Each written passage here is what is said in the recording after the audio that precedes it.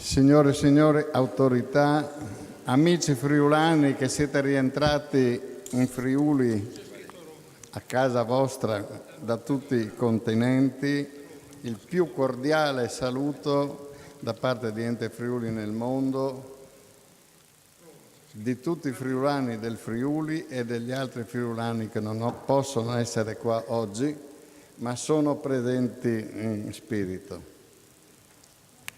Io vi porto solamente inizialmente i saluti, era prevista una mia relazione all'inizio, ma siccome l'onorevole Serracchiani arriva alle 11:30, ho piacere che prima di trarre le conclusioni, visto che non riesce ad ascoltare nemmeno i relatori, possa sentire quello che dice l'Ente Friuli nel mondo. Abbiamo invitato per questa importante ricorrenza il Presidente della Repubblica Giorgio Napolitano, il Presidente della Camera Laura Boldrini, il Ministro degli Affari Esteri Emma Bonino. Le onorevoli Boldrini e Bonino hanno declinato l'invito per impegni istituzionali con una scarna e laconica lettera senza alcun saluto e senza alcun augurio. Con una lettera cordiale che ora vi leggerò, il Presidente della Repubblica Giorgio Napolitano ci ha inviato gli auguri, il suo riconoscimento per l'attività degli emigrati, la riconoscenza per la meritoria opera svolta dal nostro Ente Friuli nel mondo.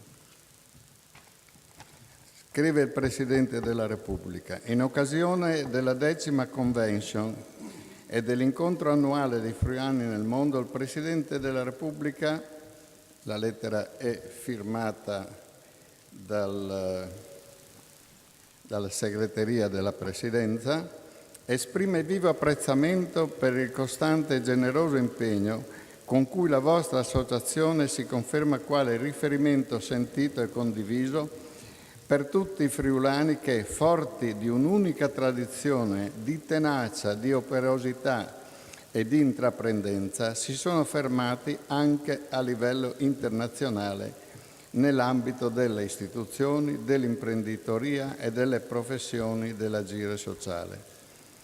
Il rilevante appuntamento convegnistico testimonia l'attenzione con cui Friuli nel mondo, giunto al considerevole traguardo del 60° anniversario di fondazione, guarda alla tutela di una civiltà dalla profonda e salda identità collettiva, mantenendo vivo nel passaggio tra le diverse generazioni un patrimonio umano, sociale e culturale da custodire e valorizzare, individuando nuovi stimoli e opportunità di crescita economica e civile per tutto il territorio.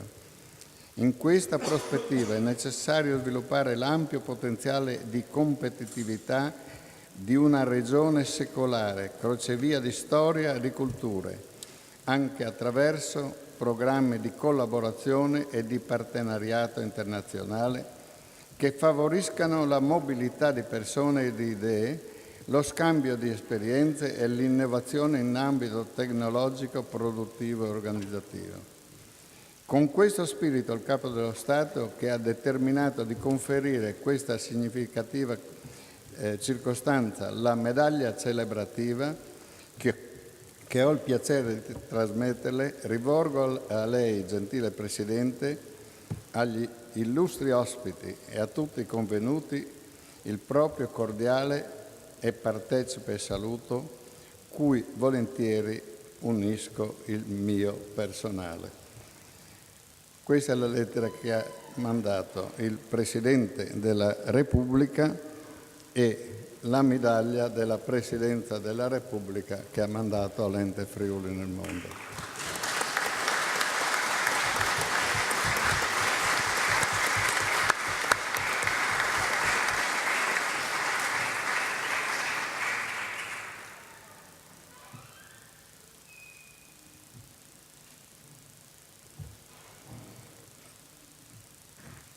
Bene, allora adesso cominciamo con i saluti. Invito il padrone di casa, il sindaco di Udine Furio Onsel, a portare il saluto della città di Udine.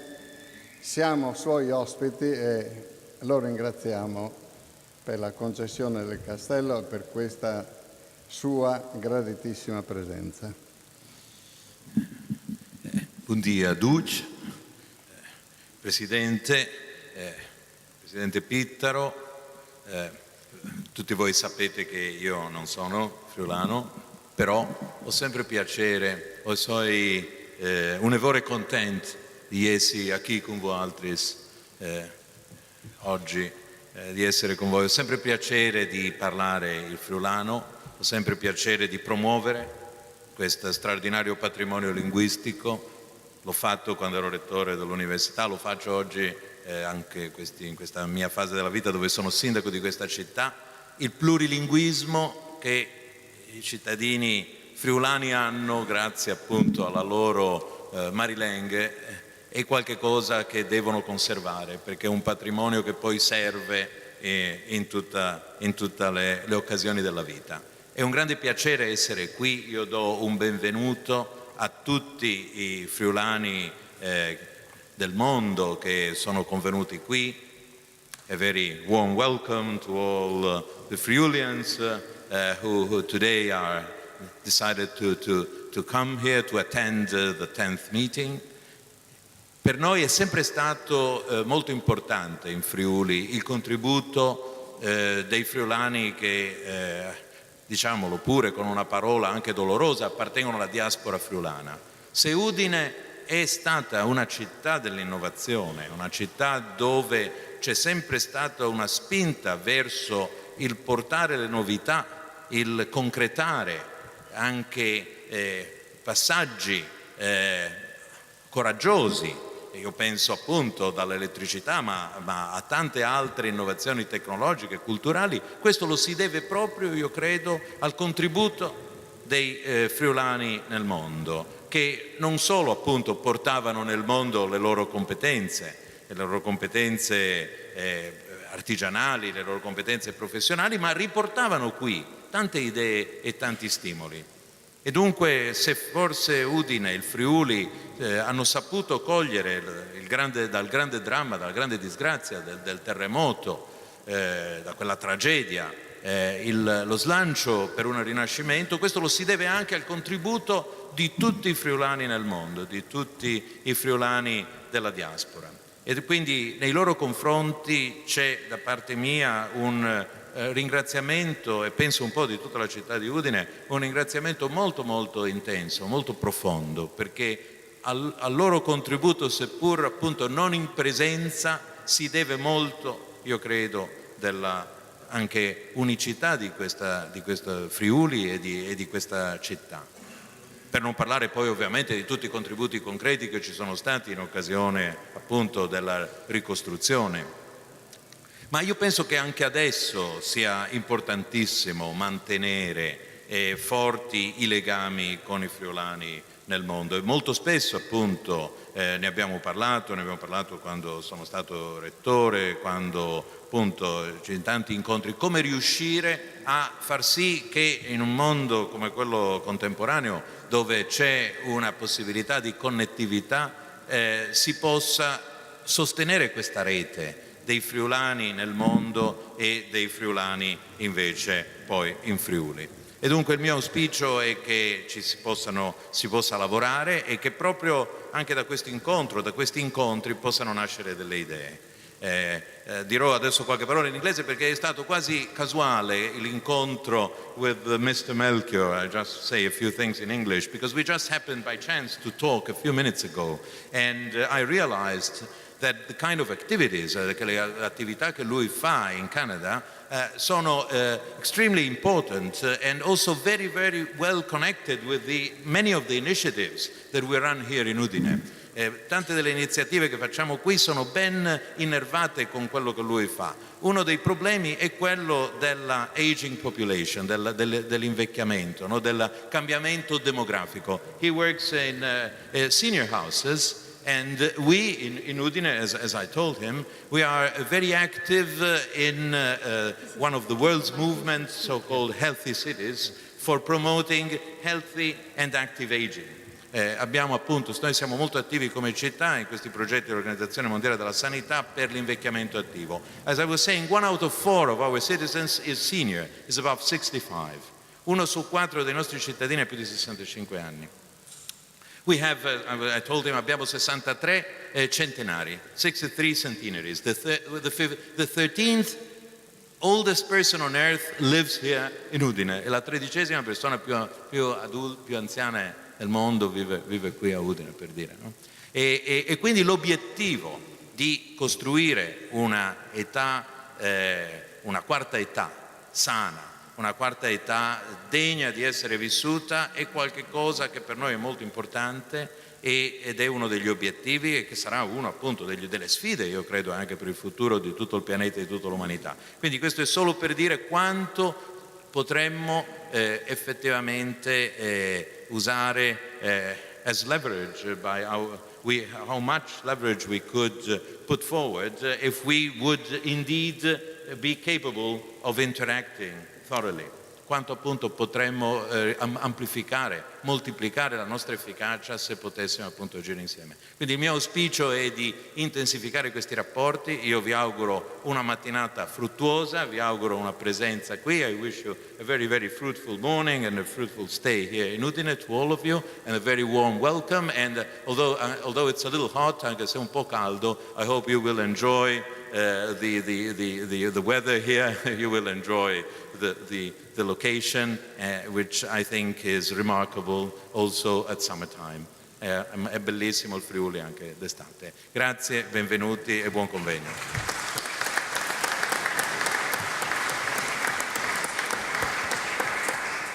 Grazie signor Sindaco per il dotto intervento. Io approfitto un momento per salutare alcune autorità. Siete tutte autorità, ma permettete che in nome vostro saluti il prefetto di Udine, Ivo Salemme, il comandante dell'Arma dei Carabinieri della provincia di Udine, e poi l'onorevole Giorgio Santut, ex ministro, ex presidente dell'Ente Friuli nel mondo.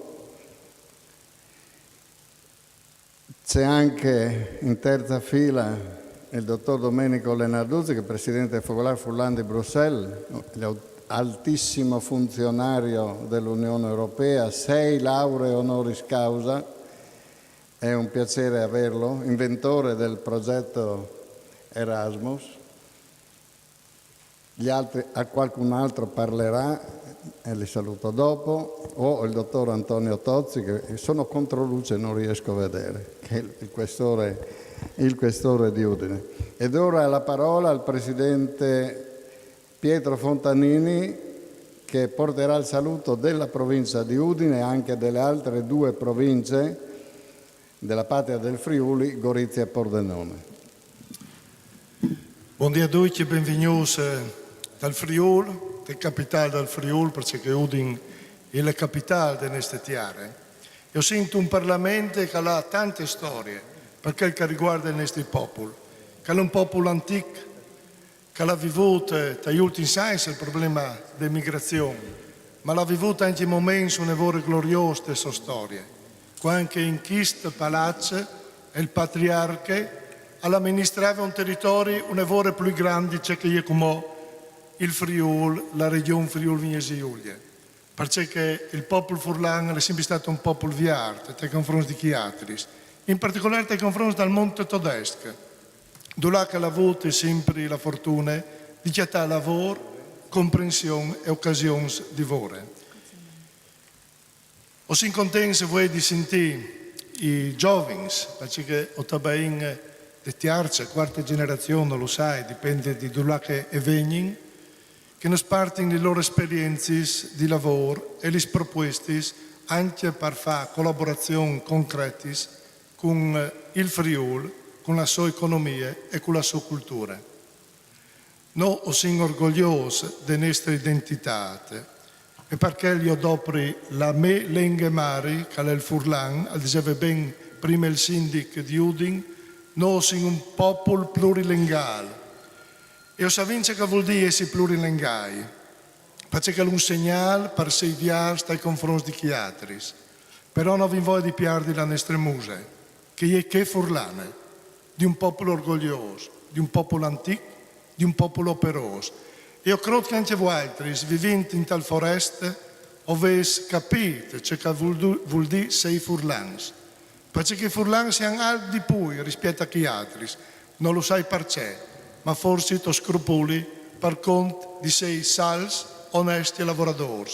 Anche se come magari che Kenti, ci ha avuto qualche brutto esempio di amministrazione malfatte. Ma il Friuli all'encimò, dei suoi radici, dei suoi fondi, del suo popolo, un popolo di lavoratori, un popolo che mette al primo punto l'onestà, il rispetto di chi altri e il suo orgoglio, il suo volesse cercare.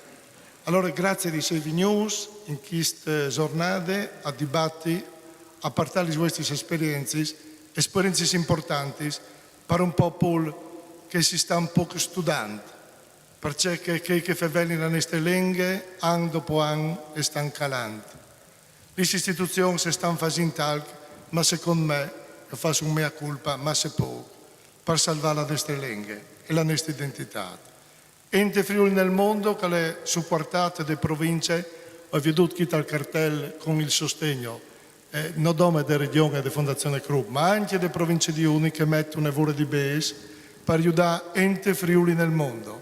Perché al crote da questo organismo, al crote da collaborazione, al crote dalle ampe che la di sei forte tra i furlans di qua e quelli che vivono attorno al monte. Benvenuti anche mo in Tettiare Furlane.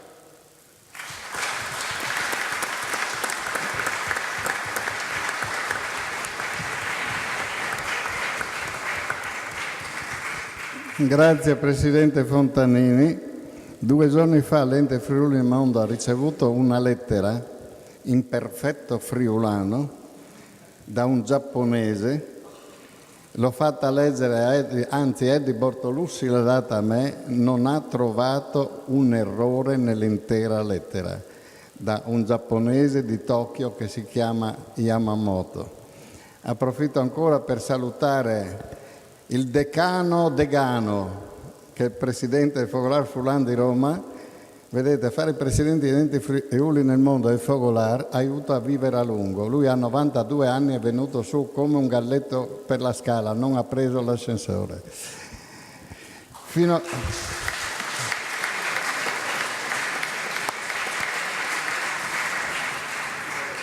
a pochi giorni fa il più vecchio presidente del Fogolar Furlan era Ettore Scaini di Latina, ha dato le dimissioni, mi ha detto Satu Pieri non mi tegni in più le gambe, sa, detto.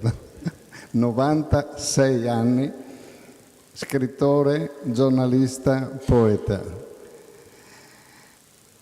Saluto ancora il console onorario Primo De Luca, il dottor Napoli. Adesso chiamo per il saluto il dottor Bruseschi che porta il saluto alla Camera di Commercio di Udine e delle altre Camere di Commercio di questa parte del Friuli ed anche a nome delle attività produttive di questa regione. Grazie Presidente, buongiorno a tutti. Queste convigne in quinti annuale del Friuli al mondo.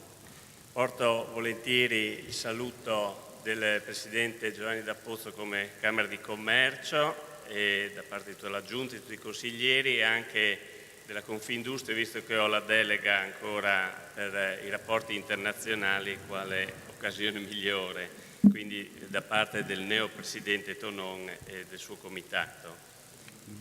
Presidente, devo dirti grazie e complimenti per questo convegno, queste attività che avete organizzato, grazie anche alla collaborazione ovviamente, come ha detto giustamente il Presidente Fontanini, anche a un piccolo supporto nostro, ma quello non è importante perché è la volontà e la voglia che vi contraddistingue per dare il meglio, il massimo a tutti i nostri amici presidenti e friulani sparsi nel mondo e che oggi sono qua. bello ritrovarsi dopo 60 anni, dopo l'illuminato ministro Tessitori, di nuovo qua, quindi grazie a tutti i nostri predecessori, hai nominato Santuz, c'era anche il ministro Toros e tutti quelli che anche poi dopo di te faticheranno per lo sforzo per tenere uniti e per mantenere l'identità. Tu hai scritto, sono un po' strac, no? Nell'editoriale che qua mi sono portato, direi che chi ti conosce, anche quelle poche volte per gli impegni anche miei che sono stato nel Consiglio, tutt'altro che strac, sei anzi il primo animato a dare lo sprone ai più giovani e quindi ti ringrazio e ti ringraziamo per questo tuo sforzo. Ovviamente anche qua mi soffermo solo un attimo per dire che come enti camerali o confindustriali abbiamo cercato anche noi attraverso quelle poche occasioni diciamo di contatto con i friulani, ma che dovrebbero essere invece tantissime, perché la Camera di Commercio, che rappresenta tutta l'economia, ha una forza di poter collegarsi, abbiamo sentito il sindaco, la rete, dobbiamo migliorare, dobbiamo fare molto di più, perché oltre che ambasciate, i folgolars sono molto di più delle ambasciate. Tante volte ci lamentiamo che le ambasciate fanno poco, io direi che loro, qua la testimonianza, io sono sicuro che oggi da queste relazioni, dal dibattito, perché dovremmo essere un po' più ricchi dopo questa prima giornata, poi continueranno le manifestazioni e dobbiamo saper cogliere, migliorare questa rete, queste opportunità. Adesso il Friuli e l'Europa tutta in crisi, ma il mondo continua a crescere, non dimentichiamocelo, e queste sono testimonianze che avete fatto bene, hai fatto bene a chiamare, perché ci danno anche lo sprone e la forza di continuare, di capire che la nostra patria, se soffre, può trovare al di fuori, soprattutto per i giovani.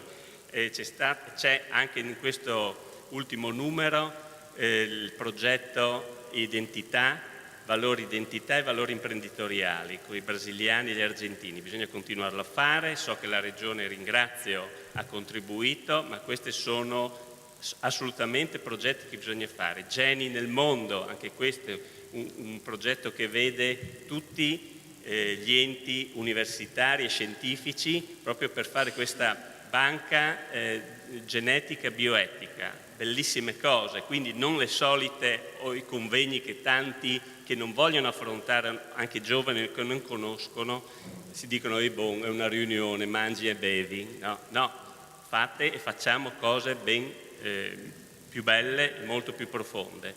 E quindi ti ringrazio, vi ringrazio, noi saremo, per quanto anch'io posso fare. Ci sono tante anche imprese di friulani nel mondo, io ne ho inaugurato una col Presidente Luci a Pechino, qua c'è Shanghai oggi presente, ci sono tantissime bellissime realtà, quindi vediamo di sfruttarle, vediamo di tenerci vicini, perché il Friuli, come ha detto Fontanini, o il popolo friulano ha qualcosa di più, ecco, non dimentichiamocelo. Grazie a tutti.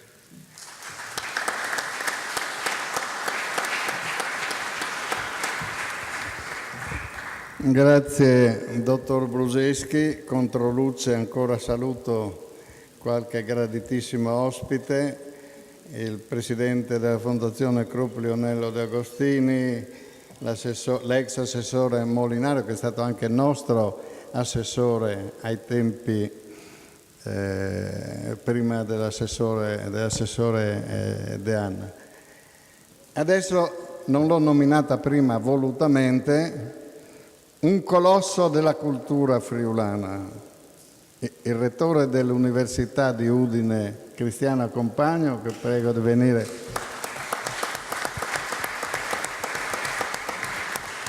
E approfitto per salutare anche il professor De Toni, incoming rettore, si dice così? Prossimo rettore dell'Università di Udine. Buongiorno a tutti, benvenuti. È una giornata di feste, perché chi viene in tutta ad le famiglie furlane, le grandi famiglie furlane. E quando si mette ad le famiglie è sempre una giornata di feste. È una giornata di feste per il Friuli, per i furlans, a chi e Pays Furlan Spalmont. E con particolare orgoglio, emozione, che saluto davvero tutti i friulani del mondo, tutti i corregionali all'estero che ho avuto l'onore di conoscere nei miei viaggi all'estero, anche con l'ente Friuli nel mondo. E quello che mi preme sottolineare oggi è la trasformazione in atto dell'ente Friuli nel mondo e delle politiche dell'ente Friuli nel mondo sostenute dalla Regione.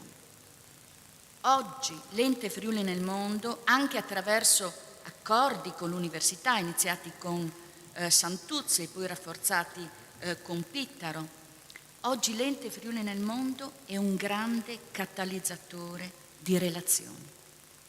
È un grande strumento attraverso il quale creare una rete globale tra friulani, tra scienziati, tra imprenditori, tra corregionali che oggi sono all'estero. È un grande strumento per creare quelle lobby positive anglosassoni che aiutano in un mondo globale ad accelerare le relazioni. L'Università del Friuli, anche attraverso l'appoggio di Ente Friuli nel mondo, ha accelerato le relazioni e i propri processi di internazionalizzazione, definendo degli accordi strutturali con il Canada, con doppi titoli di riconoscimento, doppio riconoscimento di titolo di studio con Windsor, con l'Argentina, con il Brasile, con l'Uruguay, con l'Australia. Ebbene, laddove sono altamente presenti i nostri corregionali all'estero, laddove possiamo accelerare le relazioni, l'università ha potuto creare degli scambi di docenti, di studenti e creare una vivacità intellettuale di trasferimento di idee che si sarebbe ottenuta molto, ma molto tempo dopo e con molta lentezza. Quindi acceleratore e catalizzatore di relazioni in un mondo globale, relazioni economiche, relazioni scientifiche, relazioni appunto umane.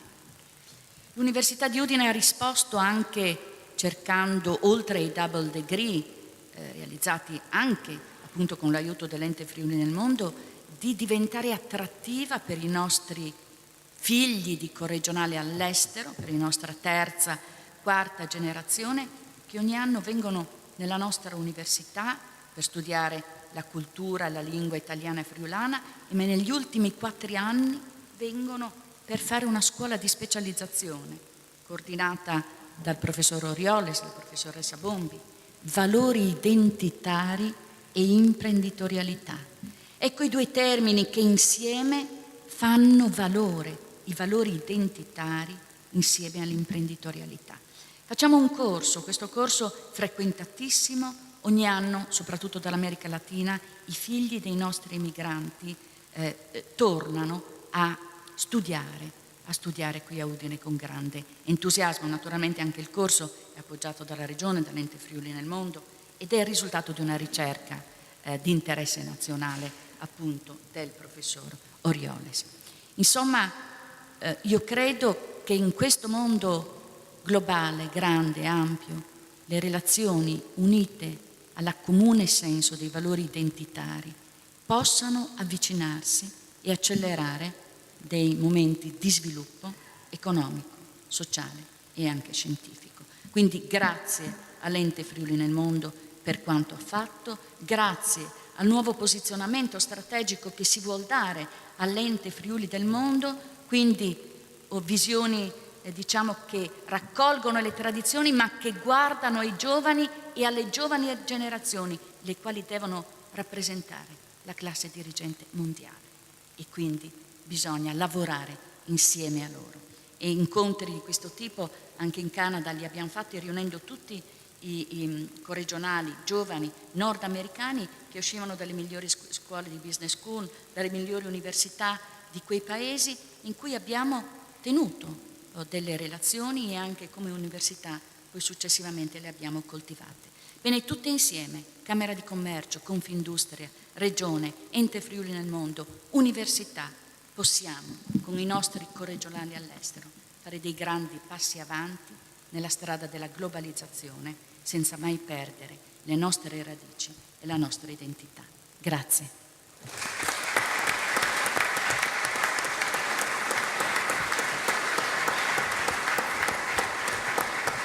Grazie signor Rettore, approfitto ancora per un paio di saluti. È arrivato il professor Marzio Strasoldo, già presidente anche dell'Ente Friuli nel Mondo, oltre a tutte le cariche che ha avuto. Ho aspettato per salutare il senatore Mario Toro, ma non è ancora arrivato e lo salutiamo a distanza. Penso che arrivi un'onda fino a casa sua. Adesso ancora 2 minuti, poi cominciamo con le relazioni. Vi facciamo vedere un filmato di 2 minuti, è l'omaggio del Friuli agli emigrati di tutto il mondo. Ieri sera a San Daniele abbiamo distribuito le medaglie a ricordo di questo avvenimento e veramente erano presenti presidenti, moltissimi sono qua, da tutto il mondo, dall'Australia alla Nuova Zelanda, alla Patagonia, al Sudafrica, oltre a tutti gli europei. Prego Massimo Garlati a Pevere. Ok.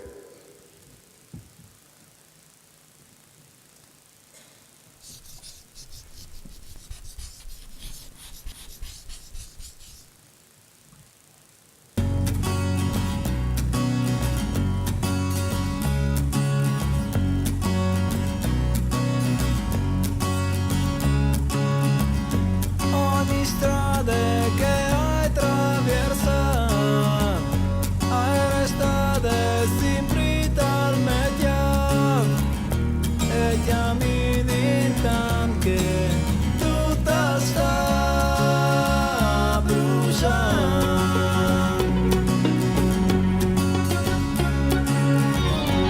Se al canal vestila in davvero tu puoi stornare e cammini tanto tutta sta bruciante quando tu vedi sempre qui spesso resti c'è due di lì.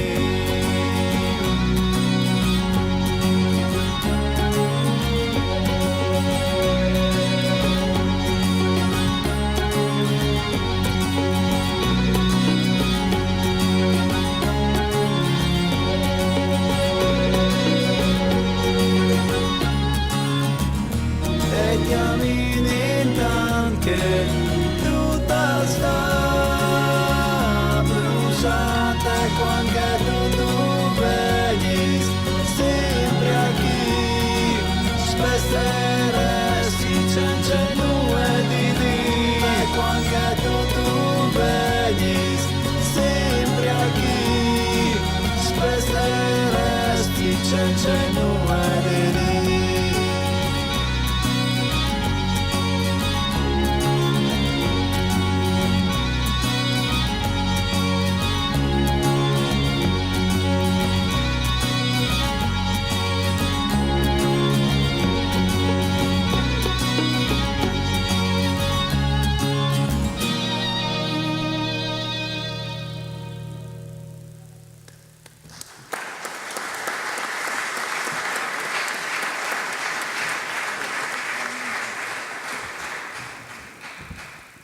Ecco, adesso cedo il testimone al direttore del Messaggero Veneto, il dottor Omar Monestier, per la conduzione del dibattito. Lo ringraziamo enormemente per essere presente e per lo spazio che ha dato non tanto all'ente, che l'ente non deve fare pubblicità a se stesso, ma a questi grandi friulani, operatori economici importanti che sono in Friuli e nel mondo. A lei, signor Direttore. Grazie. Grazie Presidente, buongiorno a tutti. C'è una ragione se sono venuto più che volentieri, Presidente, è che ho condiviso questa impostazione offerta dall'Assemblea di quest'anno, che peraltro, come già ricordato, è frutto anche di un percorso cominciato anche prima di lei e anche da altri Presidenti, quella di cambiare la visione dell'immigrazione. Ci siamo spesso chiesti che cosa poteva fare il Friuli per i suoi migranti. Oggi forse quei figli di questa terra sono in grado di fare qualche cosa per noi e per il sistema paese. E questa inversione del sistema, che è una visione moderna del fenomeno migratorio, l'ho condivisa insieme al Presidente, quindi siamo qua per raccontare delle storie che sono sia piccole storie di successi personali, ma anche delle esperienze che possono essere utili al nostro sistema produttivo, e quindi abbiamo il piacere di condividerle con voi. Non sarà un vero e proprio dibattito, io darò la parola agli ospiti che vedete sul tavolo, prima li presenterò dando a ciascuno la parola e poi sentiremo attraverso il loro racconto che cosa fanno nel paese che li ospita, e quindi potremo da ciò dedurre che cosa potremo ricavare dalla loro attività lì in un momento in cui sia il Friuli che l'Italia che l'Europa sta attraversando, come già ricordato nelle fasi introduttive, momenti di grandi difficoltà, e forse alcune fasi, alcuni momenti di speranza stanno proprio lì, in quei paesi che hanno dei mercati ancora molto attivi o comunque ancora in grado di crescere. Io intanto li presento rapidamente, dirò il loro nome e il paese dal quale provengono, poi darò la parola a ciascuno di loro tracciando un breve profilo. Io dirò soltanto alcuni elementi essenziali, lasciando che siano poi essi stessi a raccontarsi e a dire sia il loro profilo personale che quello aziendale. Allora, ascolteremo Stefano Ritella, che viene da Shanghai, e poi ascolteremo, non è questo l'ordine con cui li ascolteremo, sarà l'ordine alfabetico poi, ma intanto ve li racconto così in quest'ordine per il loro profilo. Vivian Beltrame, che arriva dal Brasile, Deris Marin, che viene invece dall'Australia, dal Queensland, Matthew Melchior, che arriva dal Canada, Roberto Bottega dal Sudafrica e Isabella Lenarduzzi, che è quella che arriva da più vicino, da Bruxelles, cioè dal Belgio. Allora, io do la parola immediatamente a Roberto Bottega e racconto brevemente che cosa fa a Cape Town in Sudafrica. Intanto mi ha detto che il caldo che patisce lui è molto diverso da questo, perché subito gli ho detto, quando si lamentava del fatto che in castello fa molto caldo, gli ho detto ma sarete abituati al caldo in Sudafrica? E mi ha subito raccontato che c'è una certa differenza fra il caldo che c'è lì e il caldo che c'è qui. Lo dico così per stemperare un po', visto che probabilmente tutti soffrirete come noi. Noi ci siamo permessi, scusate, di togliere la giacca perché questo lato della sala è quello più caldo, quindi abbiamo ritenuto di poterci dispensare dall'uso della giacca. Allora, Roberto è nato nel 1970, ma è nato lì a Johannesburg da una famiglia originaria della provincia di Pordenone. Ha una laurea in economia e in business science e ha lavorato nei mercati finanziari a Londra prima di tornare nel suo paese. Si occupa però di vino ed è un tema che a noi interessa molto. Dirige le aziende vitivinicole della sua famiglia e sta lavorando, e anche questo è un progetto che può interessarci molto, alla creazione di un polo di importazione di prodotti enogastronomici italiani in Sudafrica. E quando lui dice italiani noi spediamo che voglia dire friulani prevalentemente. È stato vicepresidente della Camera di Commercio italiana a Cape Town e fa parte del direttivo del Fogolar Furlan di Cape Town, quindi è, come dire, inserito in tutte le dinamiche che a noi interessano maggiormente. Prego. Signor Sindaco, Presidente Pittaro, mi sentite? Sì. Direttore Monastier, Presidenti dei vari Fogolar, signori e signori, buon dia a Ducius, capisci il Furlan, ma preferisco parlare in italiano e usare anche un po' di inglese. Il direttore Monestier ha detto quasi tutto. Per quanto riguarda la mia esperienza personale posso aggiungere qualche dettaglio. Sì. Sono residente a Città del Capo, la seconda città del Sudafrica. Sono di seconda generazione italo-sudafricano. Mio padre è emigrato negli anni 50 quando aveva 10 anni. Sono stato fortunato che i miei nonni hanno vissuto in Sudafrica per 40 anni senza imparare l'inglese e tramite loro ho imparato l'italiano e anche un po' di friulano. Però a casa si parla l'inglese e io sono di madrelingua inglese e penso anche in inglese, però il cuore rimane sempre italiano. Sì, ho le mie esperienze personali, ho iniziato a lavorare abbastanza presto, quando avevo 22 anni. Ho fatto 12 anni come trader dei buoni del tesoro sudafricano, sia a Londra, ho fatto la compravendita di questi buoni e sono andato in tutto il mondo a vendere investimenti sudafricani. Così ho fatto praticamente, come sto facendo adesso, sono un ambasciatore per il Sudafrica, ho fatto da ambasciatore per gli investimenti sudafricani 10-15 anni fa, quando facevo questo lavoro.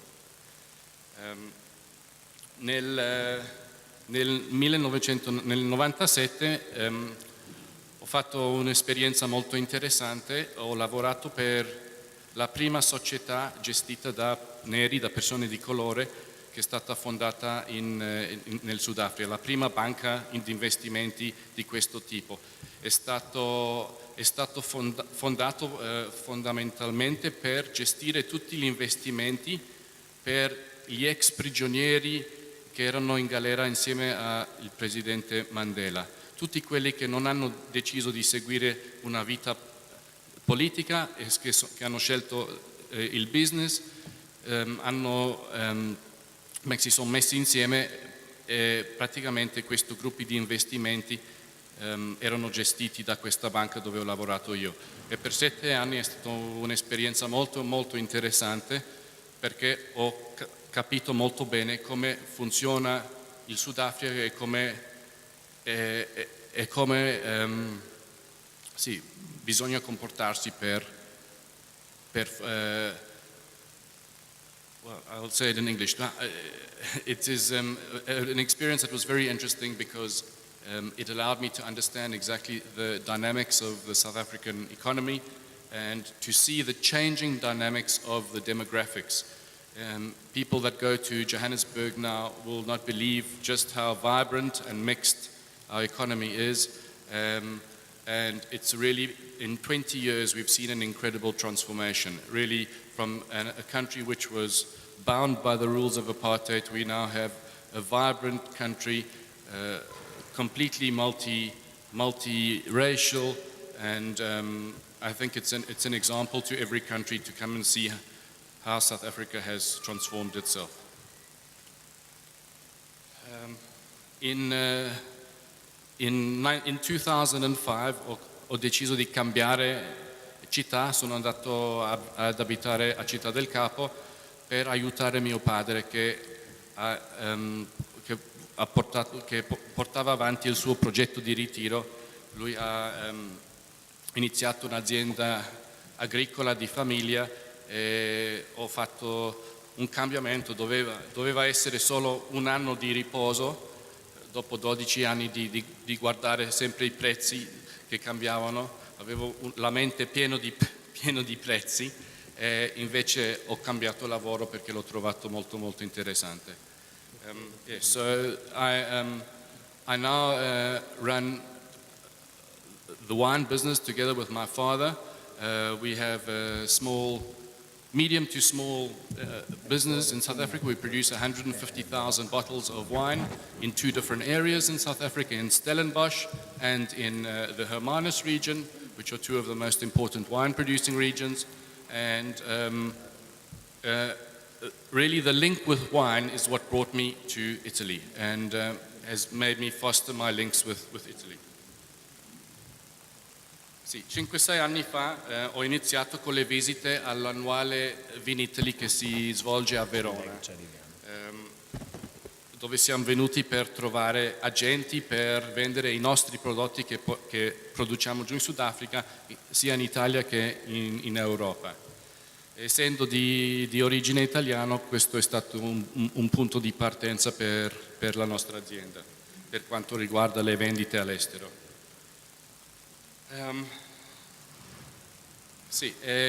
Allora dopo tanti anni che ho fatto questo viaggio a Verona, ho deciso 2 anni fa insieme a un mio collega di iniziare un progetto molto interessante che è l'importazione e la distribuzione del vino italiano in Sudafrica.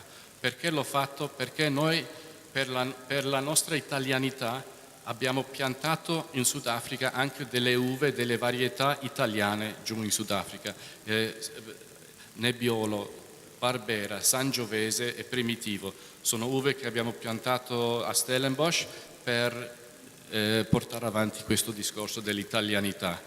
E allora è diventato un punto di differenza e è partito il secondo capitolo con l'importazione di questi prodotti veri dall'Italia per mostrare la differenza e anche per educare il popolo sudafricano, perché diciamo che il settore di vino sudafricano è molto molto influenzato dall'origine francese che abbiamo nel paese. Così diciamo che questo punto di differenza italiano è molto interessante e molto diverso.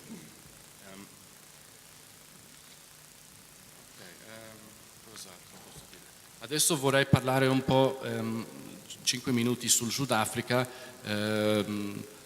menzionare un po' di fatti interessanti e poi alla fine vi lascio con qualche pensiero.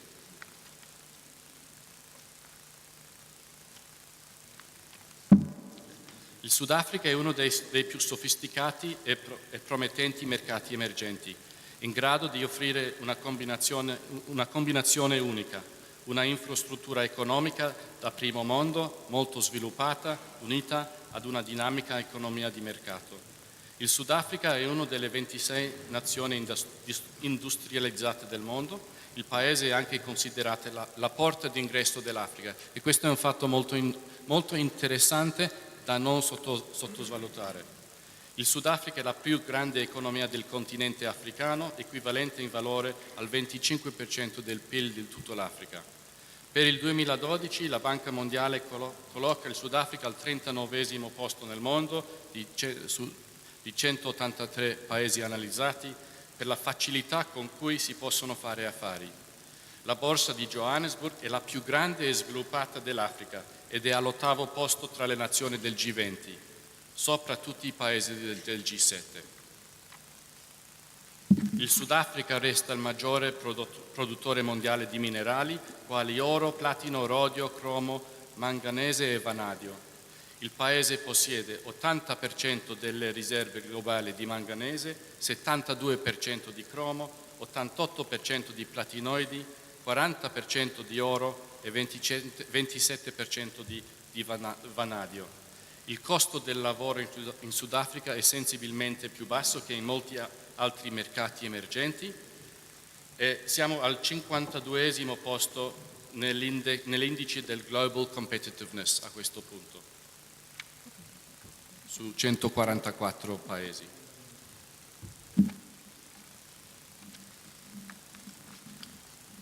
Qualche commento sul Sudafrica tra i mercati emergenti. C'è stato uno studio usando 14 mercati emergenti: l'Australia, Canada, Russia, Messico, Cina, Polonia, Spagna, India, Corea, Brasile, Sudafrica, Colombia, Cile e Argentina. Il Sudafrica ha il secondo mercato finanziario più sofisticato di quel gruppo, il secondo livello di imposte sugli affari più basso, il quarto posto per la facilità di accesso al capitale, il quarto posto per il costo del capitale, il sesto posto per le infrastrutture e l'8° posto per la produttività del lavoro.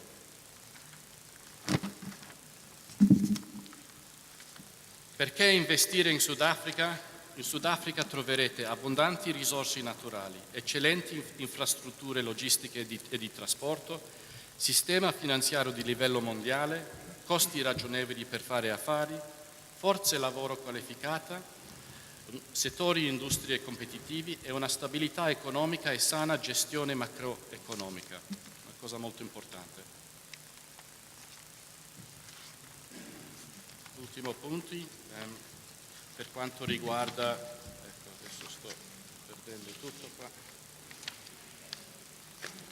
per quanto riguarda accordi bilaterali e il trade che si fa con l'Italia, nel 2007 c'è stato firmato un protocollo d'intesa tra il Business Unity South Africa, BUSA, e Confindustria.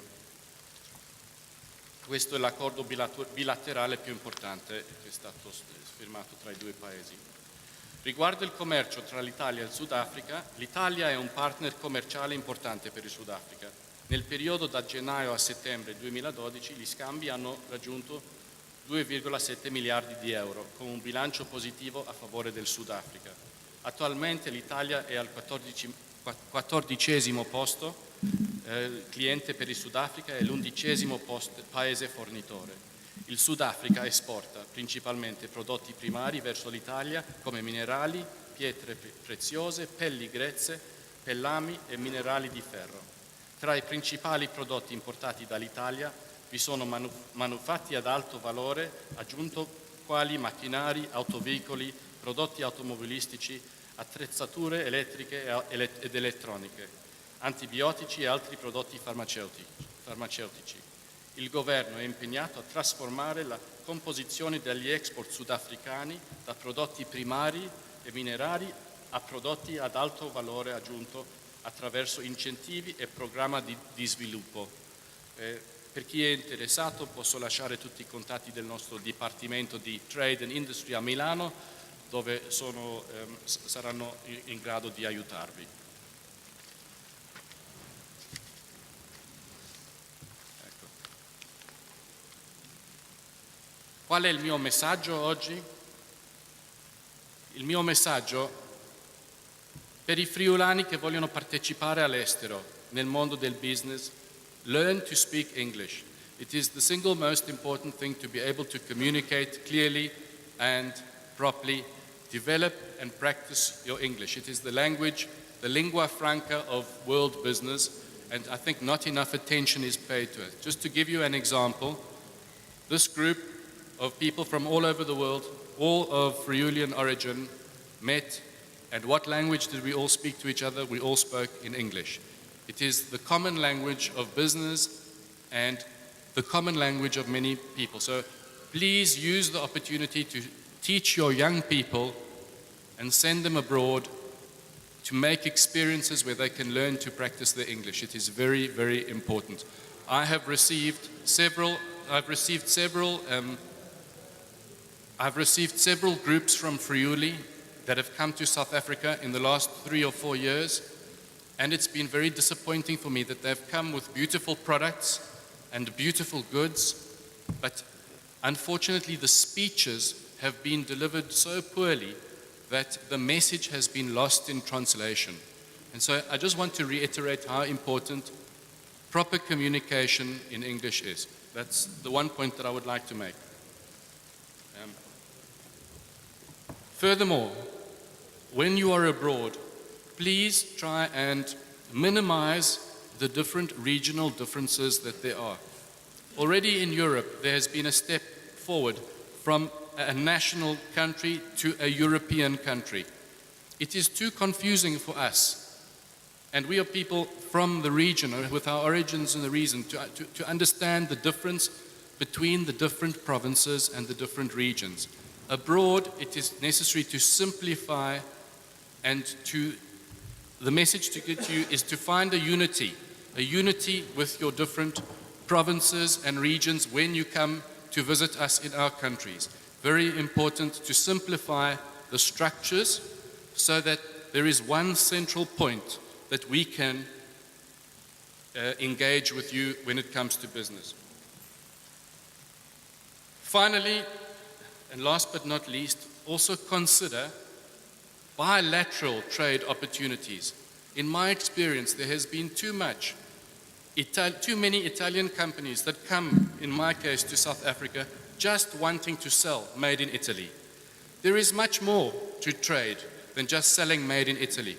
There is also the opportunity to explore bilateral trade opportunities, i.e., do an exchange. In my sector, which is the wine industry, it would be very interesting for me to explore, and I use this today as a platform, the opportunity of South Africa launching a window in Friuli, and I would be able to launch a window for Friuli in South Africa. So the point that I want to make is that if we do it on a bilateral basis, it means that we can engage both governments, not just one. And that makes for a much healthier trading relationship, because our government in particular doesn't want to see that we are importing more product. We want to see that we are adding value and adding skills. And Friuli is in a position where we can teach and impart skills to emerging countries in the world. Finally, allow and encourage your youth to go and travel and see the world. Turn the current crisis that we have in Italy and in Friuli into something positive for the next generations. We have an opportunity which may not come around again soon. In many different countries like Canada, South Africa, we have people of Friulian origin who emigrated 2, 3, 4 generations ago. Now we are receiving many inquiries for young people wanting to come and make experiences in our countries. There is an opportunity to refresh and renew the links and bring modern Friuli into our countries. Use the opportunity, don't see it only as a crisis, see it as an opportunity. And that's how I would like to end my discussion today. Thank you. Grazie.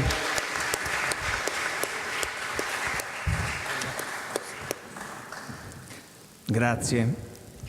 Allora, tuteliamo il friulano, ma impariamo anche l'inglese, soprattutto le giovani generazioni. Mi pare di poter fare un po' di sintesi su un aspetto. Allora, Vivian Beltrame, Santa Maria Rio Grande do Sul, Brasile. È nata nel 1988 a Santa Maria, la famiglia è originaria di Pordenone ed è emigrata in Brasile alla fine dell'Ottocento con la prima grande ondata migratoria. Laurea in Scienze dell'Amministrazione, master in Gestione del Commercio, gestisce con la famiglia, l'impresa di famiglia che è leader nel Rio Grande do Sul, che peraltro è una regione dove ci sono moltissimi oriundi italiani, anche veneti, non soltanto friulani, e si occupa di commercializzazione di materiali per l'edilizia. Anche lei ha un'attività, una presenza costante nell'attività dell'Associazione Ente Friuli nel mondo, perché è membro del Consiglio direttivo del Circolo Friulano di Santa Maria. Prego. Buongiorno a tutti, vi porgo gli speciali saluti dal Presidente del Circolo Friulano di Santa Maria. Prima da cominciare vi chiedo scusa per il mio italiano, non è molto buono, però cercherò di farmi capire. Come hanno detto, sono Vivian Beltrame, sono brasiliana. Il mio trisnonno è nato e emigrato da Frisanco, Pordenone, abito a Santa Maria. Mi sono laureata in amministrazione presa all'Università Federale di Santa Maria e ho partecipato anche alla prima edizione del corso di perfezionamento valori identitari e imprenditorialità, organizzato dall'Ente Friuli nel mondo e dall'Università degli Studi di Udine. Attualmente lavoro nella impresa della mia famiglia, che fa il commercio di materiali edili ha più di 30 anni, e sto preparandomi per assumere la gestione dell'impresa. E anche partecipo del Circolo Friulano preso all'Associazione Italiana di Santa Maria. Adesso, per la mia partecipazione in questo incontro, parlerò in modo succinto sull'economia e sulle prospettive dell'America Latina, dopodiché cercherò di approfondirmi un po' sul Brasile. Negli ultimi anni l'America Latina è cresciuta con molto vigore. Questa crescita è dovuta soprattutto all'espansione dell'offerta di lavoro e dal cumulo di capitale. Tuttavia, le proiezioni accennano una crescita più lenta dell'America Latina nei prossimi anni, essendo le proiezioni del PIL per gli anni 2013 e 2014 di 3 e 3,4% rispettivamente. Queste prospettive di moderazione nella crescita hanno come causa principale l'aumento lento della richiesta estera, il basso prezzo dei commodities, gli imbuti dell'infrastruttura ed altre restrizioni nella capacità.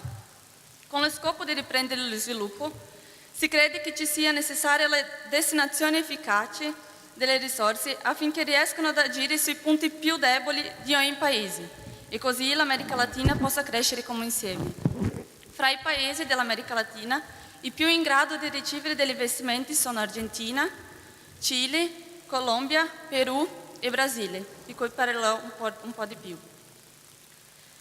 Sin dal fine del 2011, i stimoli monetari e fiscali hanno sostenuto il recupero graduale dell'economia brasiliana, che, nonostante le difficoltà che persistono nel panorama internazionale, presentò un rialzo di 0,6% nel PIL nel primo trimestre del 2013 in rapporto al quarto trimestre del 2012. Così Si vive un periodo di sviluppo economico stabile e sostenuto, basato sulla crescita del prodotto e sulla solidità dei fondamenti fiscali e monetari. Però, anche se il Paese presenta un panorama stabile, la crescita minore di quella attesa, la svalutazione del real in confronto al dollaro e la conseguente accelerazione dell'inflazione mettono in evidenza la necessità di un cambio nel modello di sviluppo del Paese, dando priorità agli investimenti nell'infrastruttura, stimolando la richiesta e dando impulso alla crescita dell'offerta. E questo già comincia ad accadere.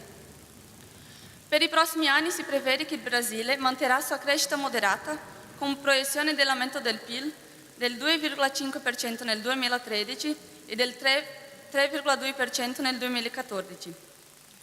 Oltre ai fattori già sottolineati, gli investimenti nelle infrastrutture e gli stimoli dalla richiesta e dall'offerta, altri eventi collaboreranno al mantenimento della crescita del Paese, come le Olimpiadi nel 2016 e il Campionato Mondiale di Calcio nel 2014, che da solo dovrà ingrandire la crescita del PIL brasiliano lungo i 2 prossimi anni in circa 1,5 punto percentuale e creare circa 250.000 opportunità di lavoro diretto ed indiretto.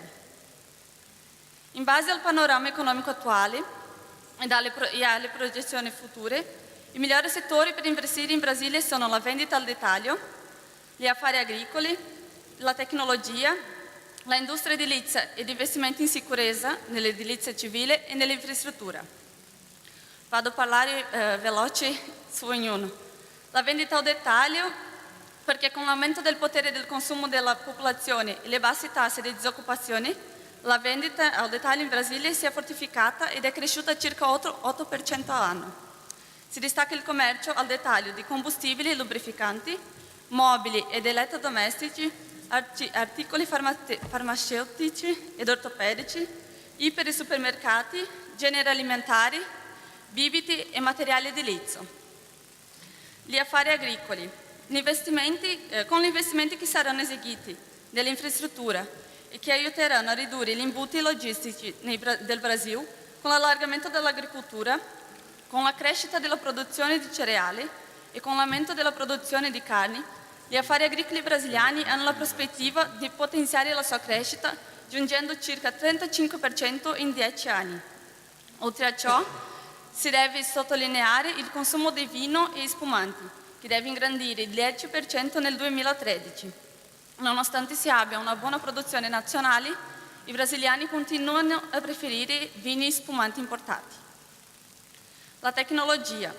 Con il potenziale industriale brasiliano, le aziende nazionali devono investire in tecnologia affinché possano assicurare vantaggi competitivi.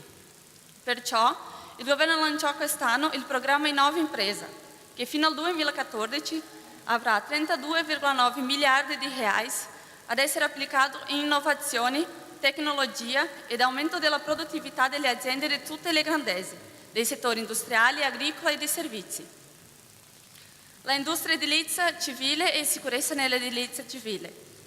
La disobbligazione della tassa sui prodotti industrializzati, su materiale edilizio, l'aumento degli sborsamenti della Banca Nazionale dello Sviluppo Economico alle opere di infrastruttura e la grande espansione del credito immobiliare furono alcuni dei principali motivi della crescita dell'industria edilizia in Brasile, che fu circa 4,5% negli ultimi anni.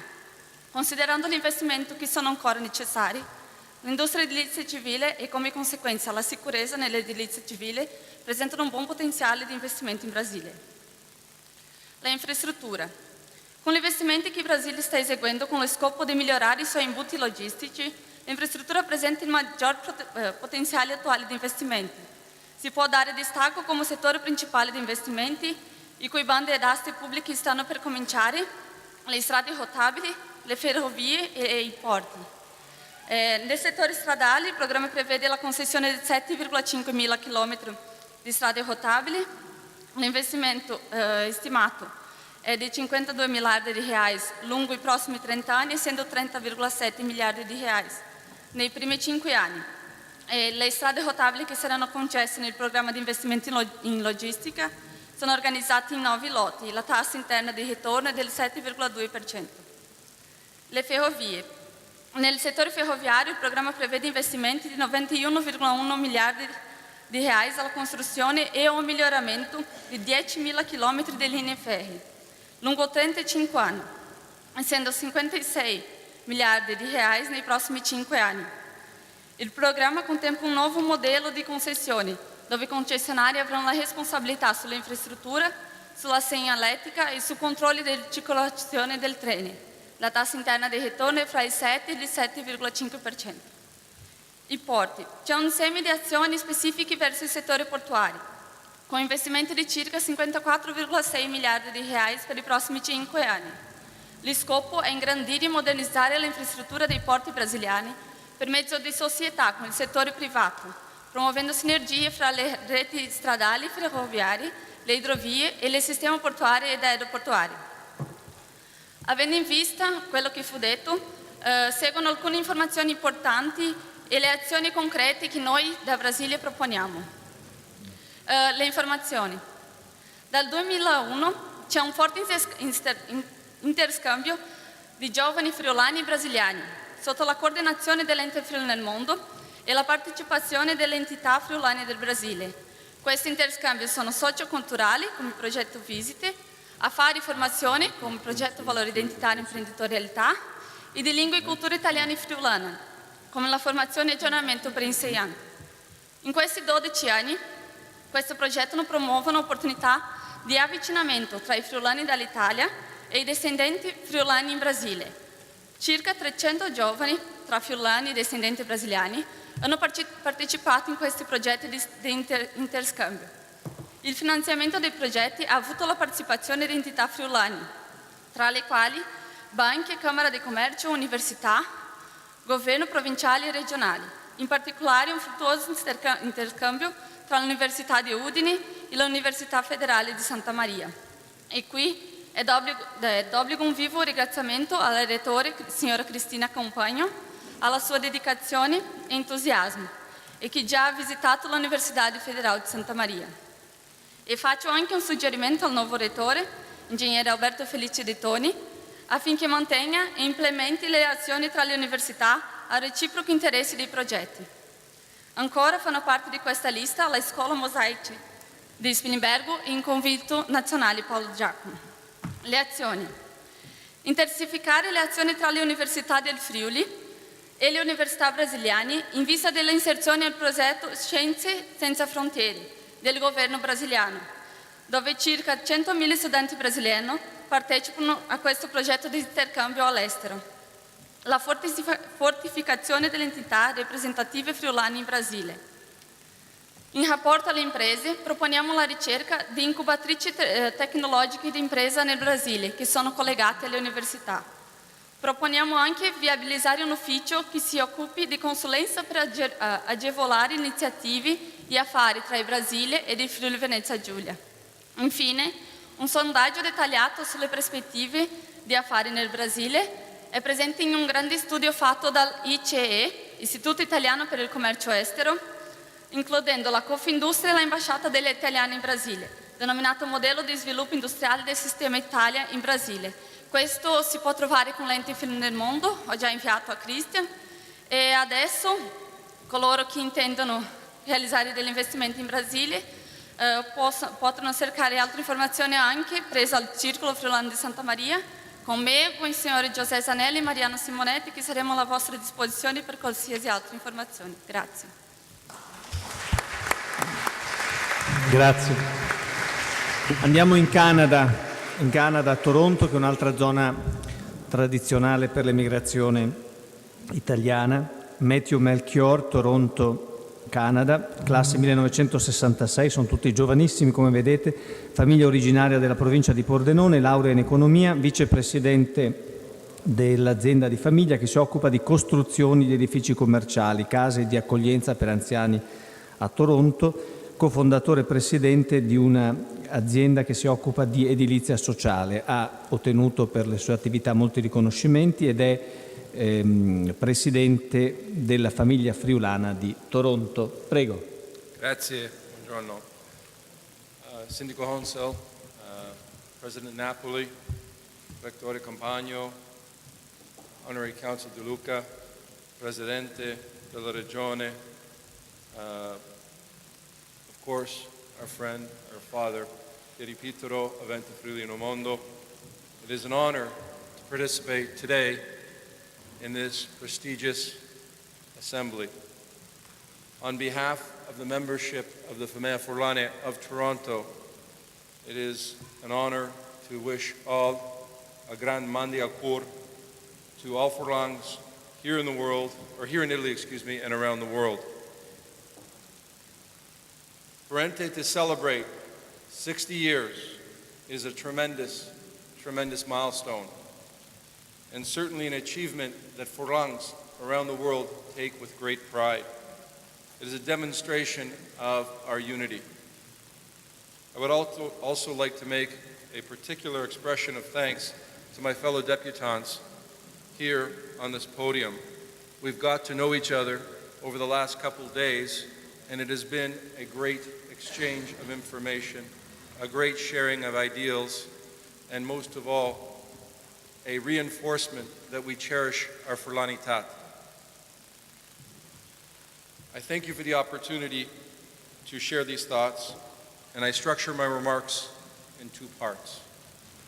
One part, I give a snapshot of Canada, and the second part, I will make some remarks in connection with recommendations on how we can improve the exchange between Friuli and the Foglars in Canada. By way of personal introduction, mio nonno nato in Cosiano, provincia di Udine, e mia nonna nato in San Giorgio da Reichenwalde, provincia di Pordenone. Da parte di mia madre, mio nonni nato in Civitavecchia Marche. Tutti e due i due gruppi di nonni immigrati in Canada in 1922. Mia mamma e mio padre nato in Canada. Allora io in seconda generazione canadese, allora questa è la punta di mio male italiano, mi dispiace e io apologio. I am married to my wife Lisa, whose parents were born in Castelfranco Veneto and Casarsa Friuli. We have 3 children. For us, we actively promote our Furlanità to our children. We reside in Toronto, and our famiglia is the Famiglia Furlane of Toronto. By way of background, the Famiglia Furlane of Toronto was established in 1932. It was a mutual aid society designed to assist Furlong immigrants to Toronto to integrate in Canadian society. It was a difficult period in the 1930s in Canada, as it was the Great Depression. And this period was probably the worst economic environment that existed in history of modern times. Matteo, vuoi che venga prima di Luca, che così traduce velocemente e ti dà una mano? Sure, an honor. Please come forward. No, lo fa breve il discorso.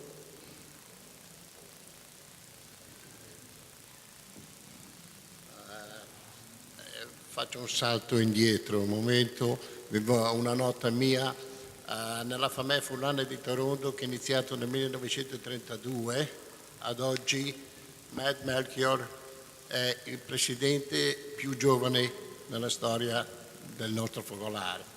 Questo anche indica la rinnovazione che è necessaria in queste situazioni.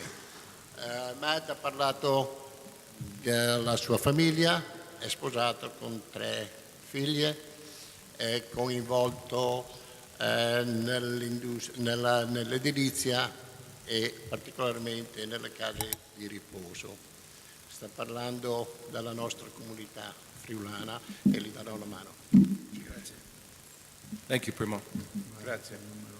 Allora, la Famiglia Furlane, nato nel 1932, con la Patrano Friulana, we went forward. We spent much time, and in 1968, we were able to buy our first piece of land, after which we accumulated more and more ground in order to create the start of our campus. In 1974, we constructed our Fogolar. In 1989, we constructed a 121-unit seniors residence. In 2003, we expanded our service to our seniors by constructing a 168-bed nursing home. La FAME Furlane è composta a Toronto ed è stato acquistato un terreno nel 1986. Nel 1975 abbiamo aperto la struttura della FAME Furlane e nel 1994 il primo edificio che ospita 114 famiglie di provenienza friulana, dove questo edificio non era stato fatto solo per gli anziani, ma bensì anche un centro per i giovani, così gli anziani non si sentono che devono andare lì a passare gli ultimi anni della loro vita, ma si sono partecipi col gruppo giovani. Dopo di quello il Presidente stesso era il responsabile per un edificio di 220 letti per persone che necessità per l'età avanzata e sono tutti nel contesto della proprietà del Fogolar Furlan di Toronto. The FAME Furlane of Toronto was a founding member of the Fogalars Federation of Canada, a union of 16 FAMEs, Fogalars, and Società Femminile that exist from coast to coast in Canada. Our president, Ivano Craniello, is here today celebrating this conference with ENTE. The Federation represents Fogalars that have large size, such as Toronto and Windsor, smaller size, such as those in Halifax, FAMEs who have buildings, such as Toronto, some who share facilities with other Italian clubs. The Federation publishes the Sisilut, a communication that links all furlongs across Canada, sharing our cultural experiences, as well as allows for the message of Ente Friulino Mondo to be shared amongst our Fogalars. The Federation has a Congresso, which occurs every 2 years, bringing together representatives from coast to coast in Canada. And when one considers the greatness of Canada, the bigness of Canada, this is no small feat. La FAME Furlane è parte della Federazione dei Fogalars Furlan del Canada, 14 istituzioni sotto questa ombrella. Ivana Carniello è il presidente e condividiamo con loro le proprietà, condividiamo con loro i nostri edifici, partecipiamo al congresso ogni 2 anni e teniamo presente che non è facile, non è un'iniziativa così facile, perché il Canada inizia nell'Atlantico e finisce nel Pacifico. For a brief synopsis of the Canadian economic and social milieu, I think one can say modestly that Canada has had a lot of headlines in recent times. Between 2001 and 2010, Canada grew faster than any other G8 country. The best place in the G7, G8 to do business in the 5-year period from 2011 to 2015, according to the Economist Intelligence Unit, is Canada. We are noted as having the world's soundest banking system. In fact, we've been so rated as the best banking system for 5 years in a row by the World Economic Forum. Non sono sicuro se è il presidente del Fogolar Furlan di Toronto o se è un grande banchiere. Mi sta dice che il Canada oggi è uno dei migliori paesi, è classificato il primo nell'economia dei paesi di oggi, ha un sistema bancario il migliore nel mondo ed è fra i primi nel gruppo del G7. The Royal Bank of Canada, Canada's largest bank, projects that Canada will grow in 2013 at 1.9%. 2014, we will grow at 2.9%, and the Canadian economy is projected to be in full capacity at 2015. This is obviously a great feat in light of the current world situation. La progettazione per il growth factor, la crescita del paese è uno fra i migliori nel mondo. Vediamo addirittura una popolazione di una crescita di popolazione di 9,2 milioni solo nella città di Toronto per i prossimi 10 anni. big news economically, and this impacts socially, is that the Canadian economy is growing fast, but it is now not growing as fast as the American economy. Canada's economy and America's economy have always been linked. The good news for Canada, and I believe also for the world, is that America finally is showing some signs of having their economy regrow. That is being led by recovery in the housing market that was devastated in the last crisis, a demand for industrial machinery, as well as autos. The big question shall be what the National Bank of Canada and the National Bank of the USA does with their monetary policy. That will drive interest rates, and interest rates will have a significant impact on what will happen with economic growth and sustained economic strength. La crescita del Canada è attaccata alla crescita degli Stati Uniti. Gli Stati Uniti stanno dando segnali di grande movimento, però tutto quanto è basato sull'interesse di sconto che le banche faranno nei prossimi anni. E ci auguriamo che anche il Canada riprenda la grande velocità che sta succedendo, che si sta notando, che si sta succedendo negli Stati Uniti in questo momento. Where I reside, Toronto, we are the largest metropolitan area in Canada. We are the 5th largest metropolitan area in North America. Toronto is one of the world's most international cities. 50% of the population of Toronto is born outside of Canada. 4 of every 10 immigrants to Canada ends up residing in Toronto. Toronto is forecasted to grow its population from 6.1 million in the Greater Toronto Area to 9.2 million by 2036. In 20 years, our population will halve again. Toronto è la 5ª città più grande nel Nord America. È prevista una crescita fino a 9,2 milioni. 4 persone su 10 di tutto il Canada vogliono venire a Toronto. E Toronto è casa per il 40% di tutte le corporazioni che operano in Canada. Canada is a nation of immigrants. The immigration in Canada is such that we have somewhere around 250 to 275,000 immigrants coming to Canada every year. Our population is expected to grow largely due to immigration because our natural birth rate is pretty much 1%. Statistically, the government of Canada projects that Canada's population will increase 40% to 42 million people by 2056. Dunque, il Canada permette, il Presidente ha detto 250.000, attualmente permette 280.000 persone di entrare all'anno con delle qualifiche.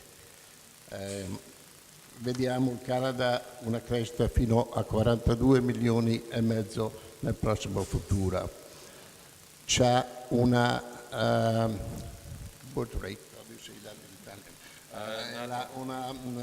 la percentuale di nascita dell'1%, dunque non è in negativo ma è in positivo. For Furlans in Canada, the experience of immigration is very alive and well. I'm not going to spend a lot of time going through history, as the purpose of this conference is not to discuss our roots, it's to discuss the future. It should be said that Furlans largely have established themselves in major urban centers in Canada. There has been some Furlans who have immigrated and settled in areas where there is mining or other sorts of work. Work was something that drove Furlan immigration patterns. Non voglio tenere tempo a descrivere esattamente cosa sta succedendo con tutta la nostra comunità friulana in Canada. I friulani sono entrati nel contesto della vita sociale del Canada molto bene e continuerò con le mie raccomandazioni e suggerimenti. My remarks at this point here have been directed towards providing a picture of the current economic and social landscape that Furlans live in Canada. Now I would move towards making some remarks on how we can move our foglars forward to become small embassies to promote tourist, economic, commercial, professional, and cultural exchanges. I do agree with my former colleague Roberto. We have to make sure these exchanges are two ways, because if they are two ways, they will have strength and durability. Le mie raccomandazioni saranno semplici e velocissime. Vorrei che i 142 focolars Furlan del mondo diventino le nostre ambasciate per il Friuli, ed è d'accordo col collega Roberto che la comunicazione forse è la cosa più importante. Il passaggio dell'informazione è rapida, però la condivisione dell'informazione ancora non ha tenuto posto, non ha ancora trovato. So, from the perspective of recommendations on how to reinforce how Friuli and Canada, and for that matter, Canada as a stepping stone to the United States, can enhance relations, the first and foremost position is that communication must be enhanced and must be improved. The world is in a great state of flux at a pace that's never been experienced before. The flow of information is rapid, yet, I say respectfully, information between Friuli and North America has not been as rapid. The reality demands that our message is conveyed in real time and that all stakeholders have access to information, and said access is shown to support and enhance quality for all parties. L'informazione che deve passare fra i nostri due gruppi deve essere di assistenza sia culturale che commerciale da tutte e due le parti. One example that's very easy for enhanced communication is if one contemplates that every Fogolar keeps electronic email addresses for all of their membership. If, for example, the tourist board of Friuli Venezia Giulia had information that was disseminated to the Famiglia Furlane who has up-to-date information of their membership could convey said information in order to promote tourism. Per esempio, la Famiglia Furlane di Toronto mantiene una banca di tutti le email dei soci e partecipanti e delle persone che vivono nella zona di Toronto, che sono 50.000 più o meno, e lui dice: pensate quanto l'ente o il governo potrebbe disseminare o informare informazione ai nostri friulani che vivono in quel paese nel sistema elettronico che abbiamo a disposizione. The second recommendation that we feel, and I speak not only for myself, but I speak of discussions that I have with the executive of the Famiglia Furlane of Toronto, is that we do not need to create new links or new ways to communicate. Rather, we have to look at the established links that we have in a new way and reinforce and reinvigorate them. These established links are competent, and these organizations need to be nurtured.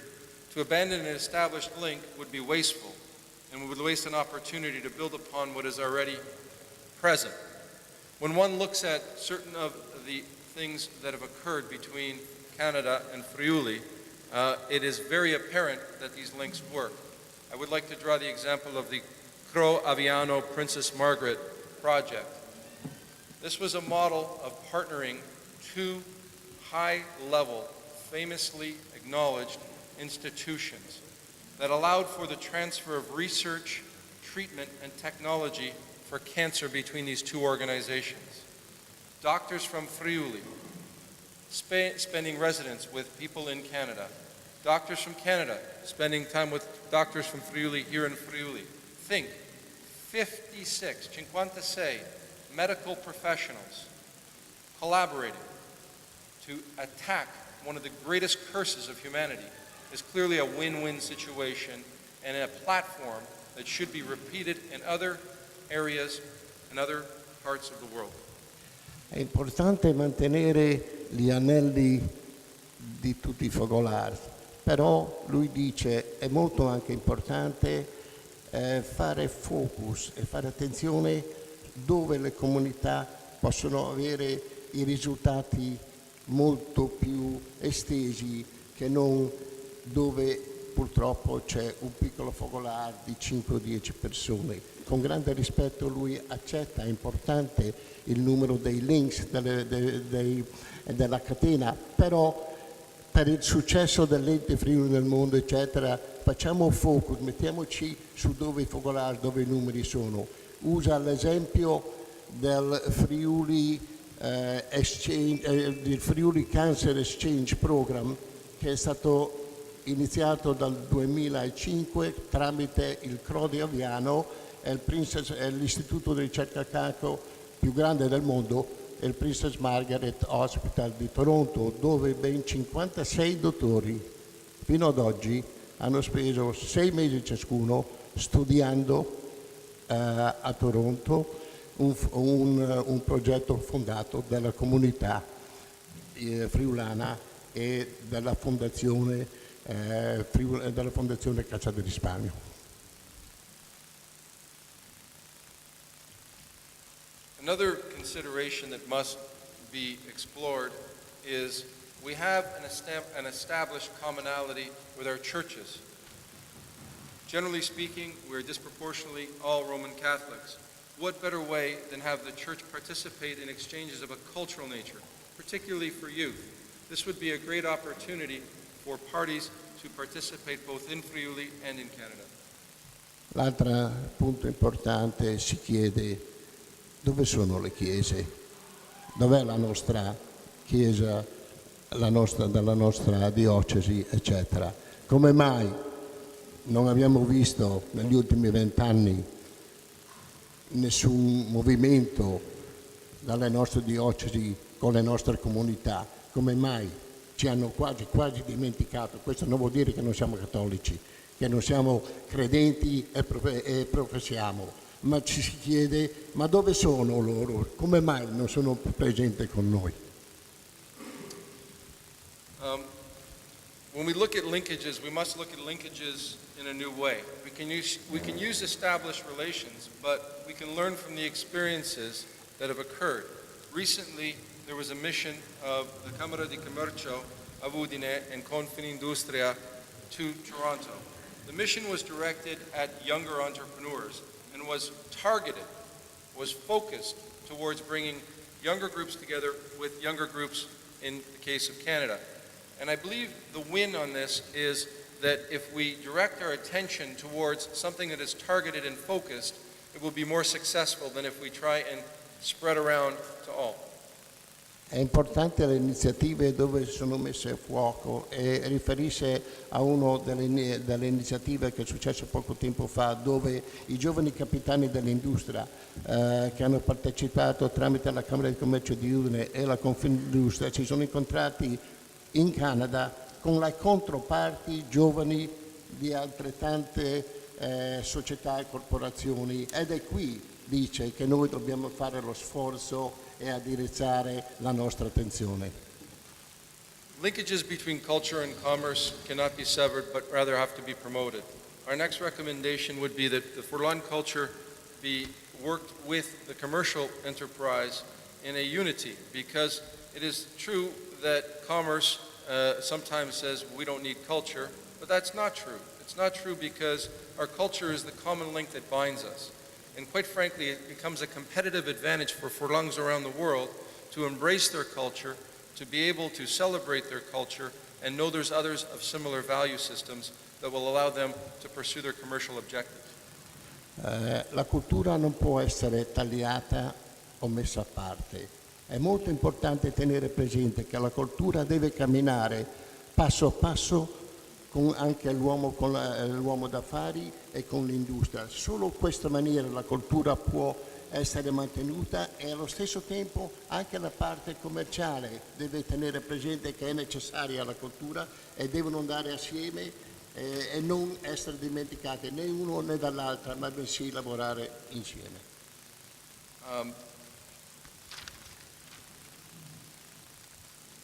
I think we've touched on this point briefly, so I'll minimize it. But we need to create centers of excellence. We need to recognize that in order for us to apply the small amount of resources we have in the most effective way, it is better to concentrate them in a place of excellence, give them the resources at that place of excellence, and make that place of excellence a point of reference for all other Fogelars to use and to access in order to promote the ideals of bilateral trade between Friuli and Canada. È importante creare la vetrina del Friuli dove sono i grandi centri. Questa è la maniera di far vedere a tutti e di far vedere al mondo che cosa il Friuli è e l'importanza di questo non si può lasciare a parte. Una vetrina dei prodotti, della cultura, della gente friulana, ma dobbiamo crearla nei centri dove ci sarà successo o la percentuale di successo è garantita. I'll wrap up my remarks by suggesting that as a Canadian, it gives me great pride to know that my good friend, the Honorary Counsel here, has his office in the offices of the Camera di Commercio here in Udine. To me, it is a demonstration how we can come together and work to promote goals. I know for a fact the quantity of initiatives that have been initiated have far exceeded what was projected when the idea was first proposed. And this, to me, is evidence that if we reinforce linkages that exist, we will win. E ci avviamo alla conclusione? Sì. Suggerisce di continuare con le iniziative come il governo canadese ha aperto il consolato nella Camera di Commercio ed è qui che è importante per l'avvenire della comunità. Grazie. Grazie.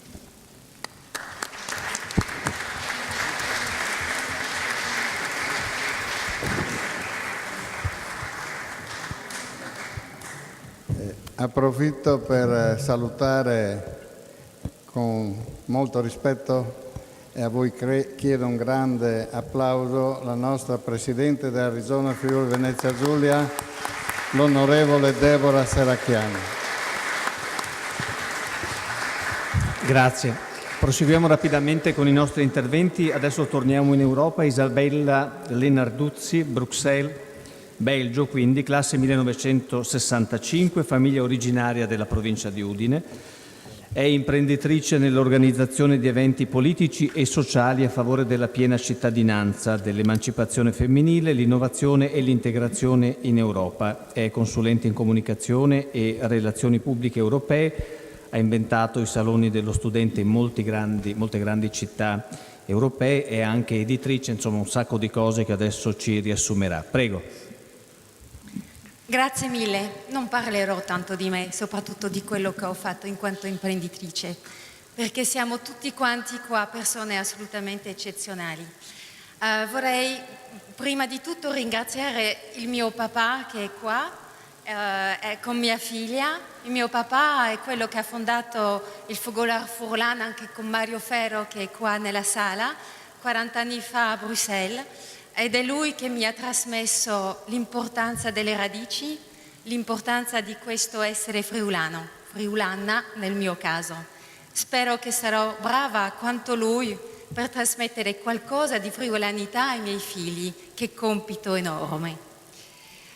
Lui qui non è tra amici, è proprio la sua famiglia, è quello che mi ha sempre trasmesso. Siete la sua famiglia, dunque siete anche la mia famiglia.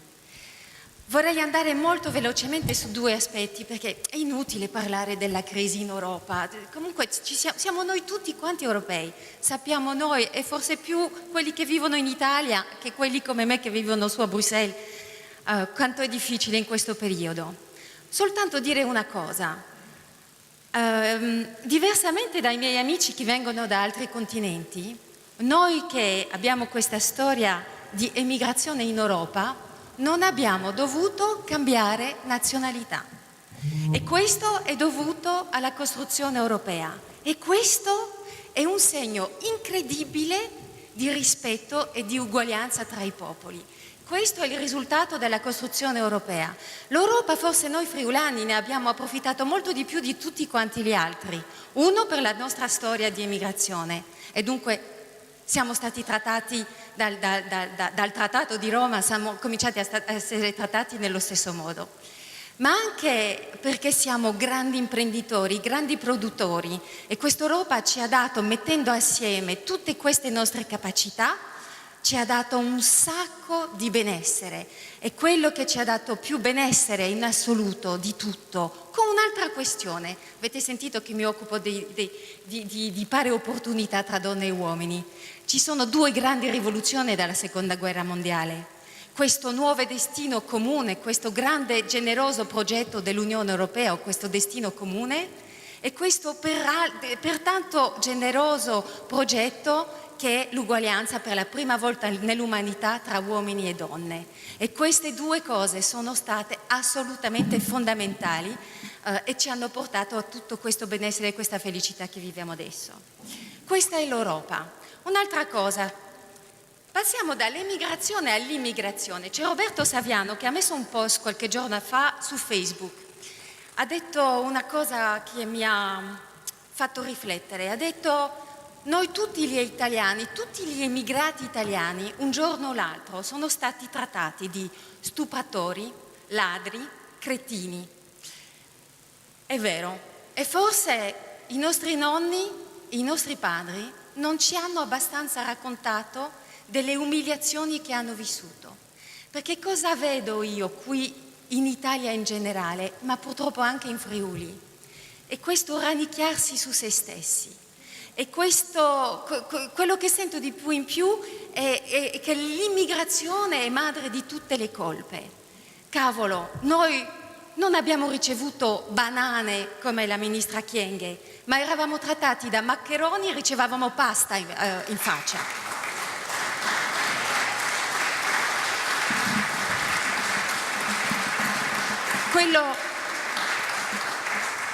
Cerchiamo di fare smentire che i popoli dimenticano la loro storia.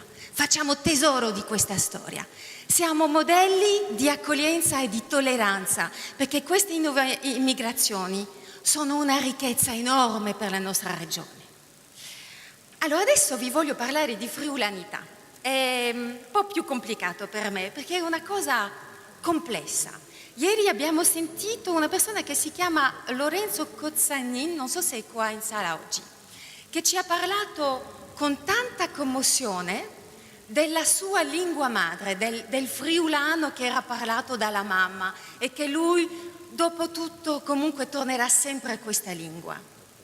Ok, era fantastico sentirlo ed è anche quello che vive mio papà. E quando papà non sta bene parla in friulano, cioè gli viene automatico. Ma la mia mamma è belga e mi ha parlato in francese. Sarò meno friulana di voi che parlate friulano? Non credo. L'identità friulana è multipla ed è quello che è bello.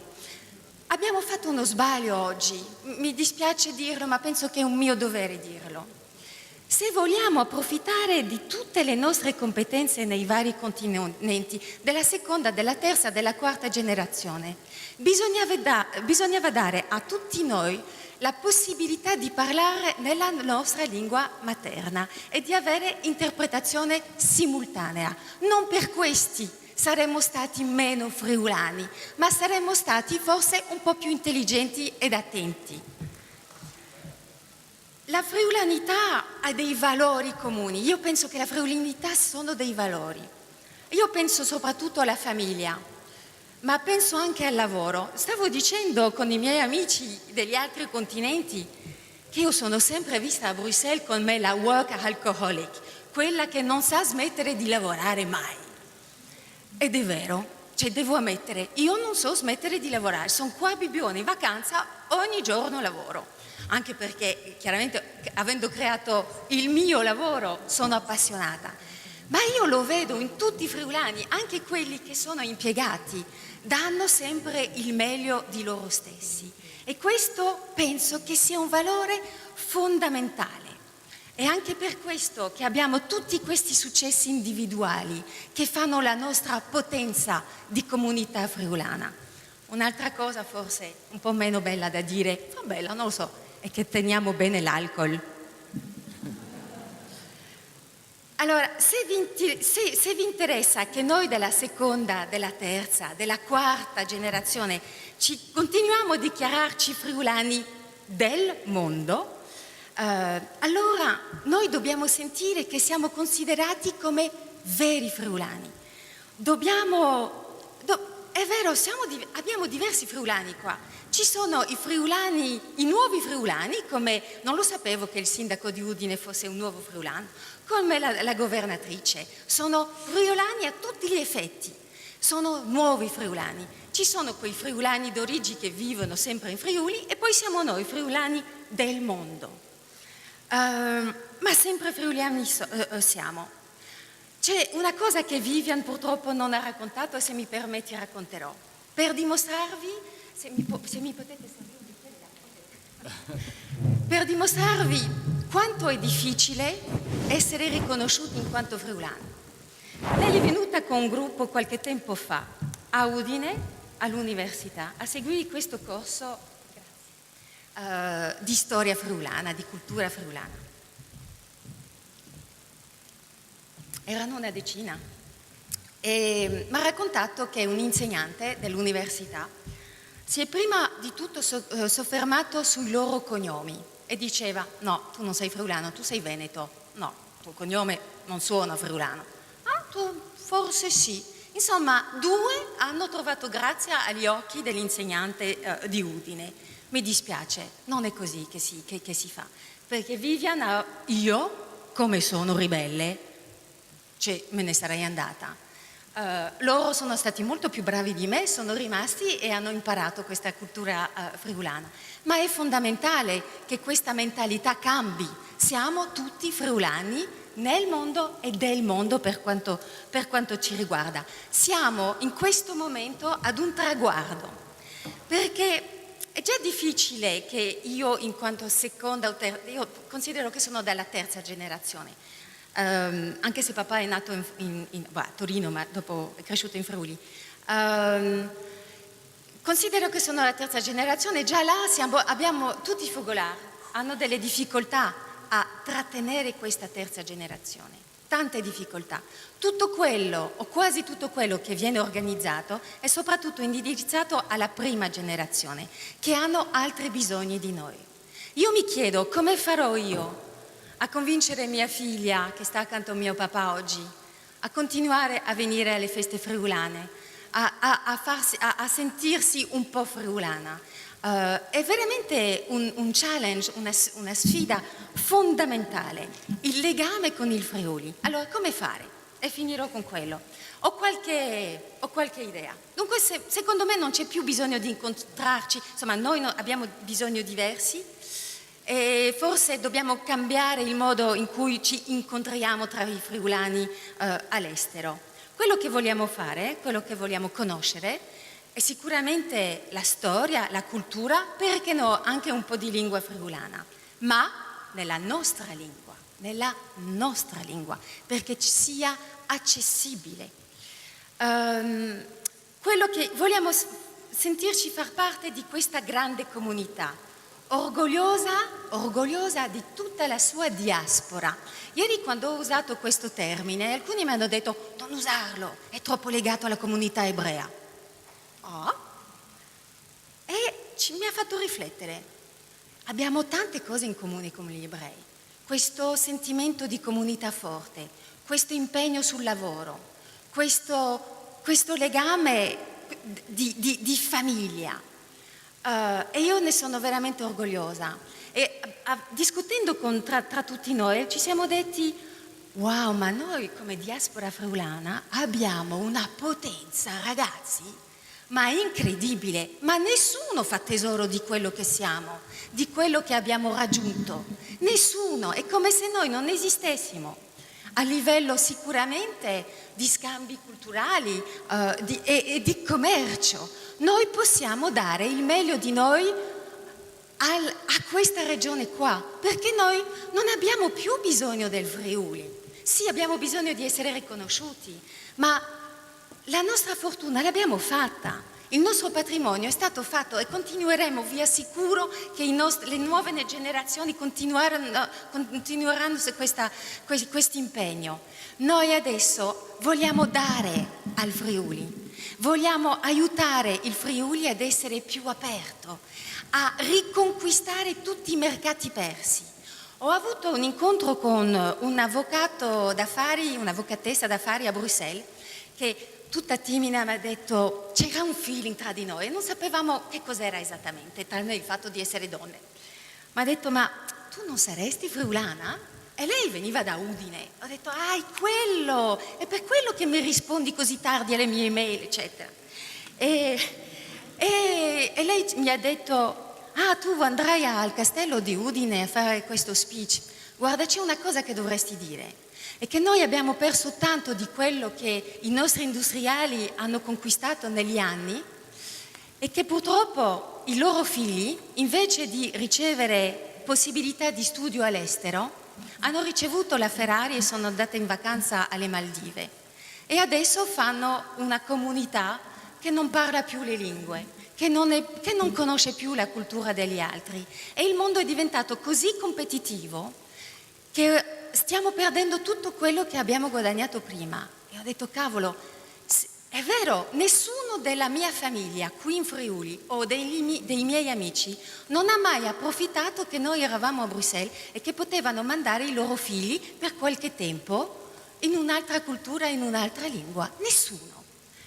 È drammatico, perché la ricchezza di queste possibilità ce l'avete là, a portata di mano. Ci siamo noi vogliamo dare, è un feedback che vogliamo dare. Abbiamo ricevuto tanto in regalo, vorremmo darvi, vogliamo veramente aiutare di nuovo il Friuli a crescere. Questo si può fare, ma è così facile, è così semplice quello che dico adesso. Non c'è una banca dati di tutti noi, anche soltanto imprenditori friulani del mondo, per settore, perché io quello che vorrei, io sono il settore dei media, degli eventi, della comunicazione, vorrei tanto che un ente, l'ente Friuli nel mondo, perché noi in collaborazione con la Camera di Commercio organizzasse per il mio settore una visita qua e una visita dei friulani del mio settore a Bruxelles. Vi assicuro che mi darei tanto da fare perché questo fosse un successo. Ed è tanto per di più, è molto più vero ancora per l'edilizia, per l'agroalimentare. Noi abbiamo bisogno di questo legame, abbiamo bisogno, quasi tutti noi, i Fogolars del mondo, abbiamo una pagina Facebook sapete quanto è difficile alimentare Facebook, c'è bisogno sempre di essere là. Perché l'ente non avrebbe degli stagisti che sono di origine friulana e che vengono di tutto il mondo e che nella loro lingua alimentano le varie pagine di Facebook dei Fogolars con la storia, i luoghi da non perdere, la ricetta del frico, eccetera, eccetera. È quello che bisogna fare nella nostra lingua, non è tanto difficile, sono cose così semplici. Da quando il mio profilo è apparso sul Messaggero Veneto, ho ricevuto per mail 3 candidature di friulane che mi dicono qua non c'è più possibilità per me di svilupparmi nell'ambito della comunicazione, vorrei lavorare da lei anche gratuitamente. Ma perché non organizzate questo scambio di stagisti? Noi siamo tutti pronti a ricevere stagisti friulani nelle nostre aziende che in poco tempo potrebbero non soltanto guadagnare in professionalità, ma anche in cultura straniera e in lingua straniere. Basta che voi organizzate quello, fate una selezione, ci proponete alcuni profili. Guardate, io sono sempre mitragliata da tantissime domande, ma se viene una domanda dal Friuli, aprirò la mail direttamente e la considero molto diversamente da tutti gli altri. Per favore.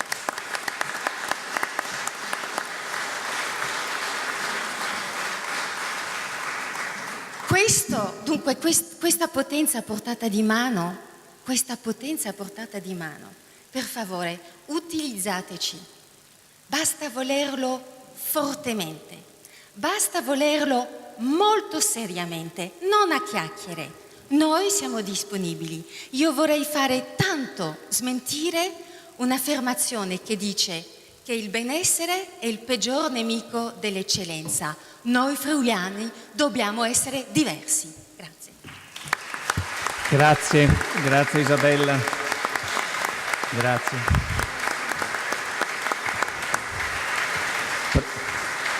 Presidente Pitaro Invisibilio.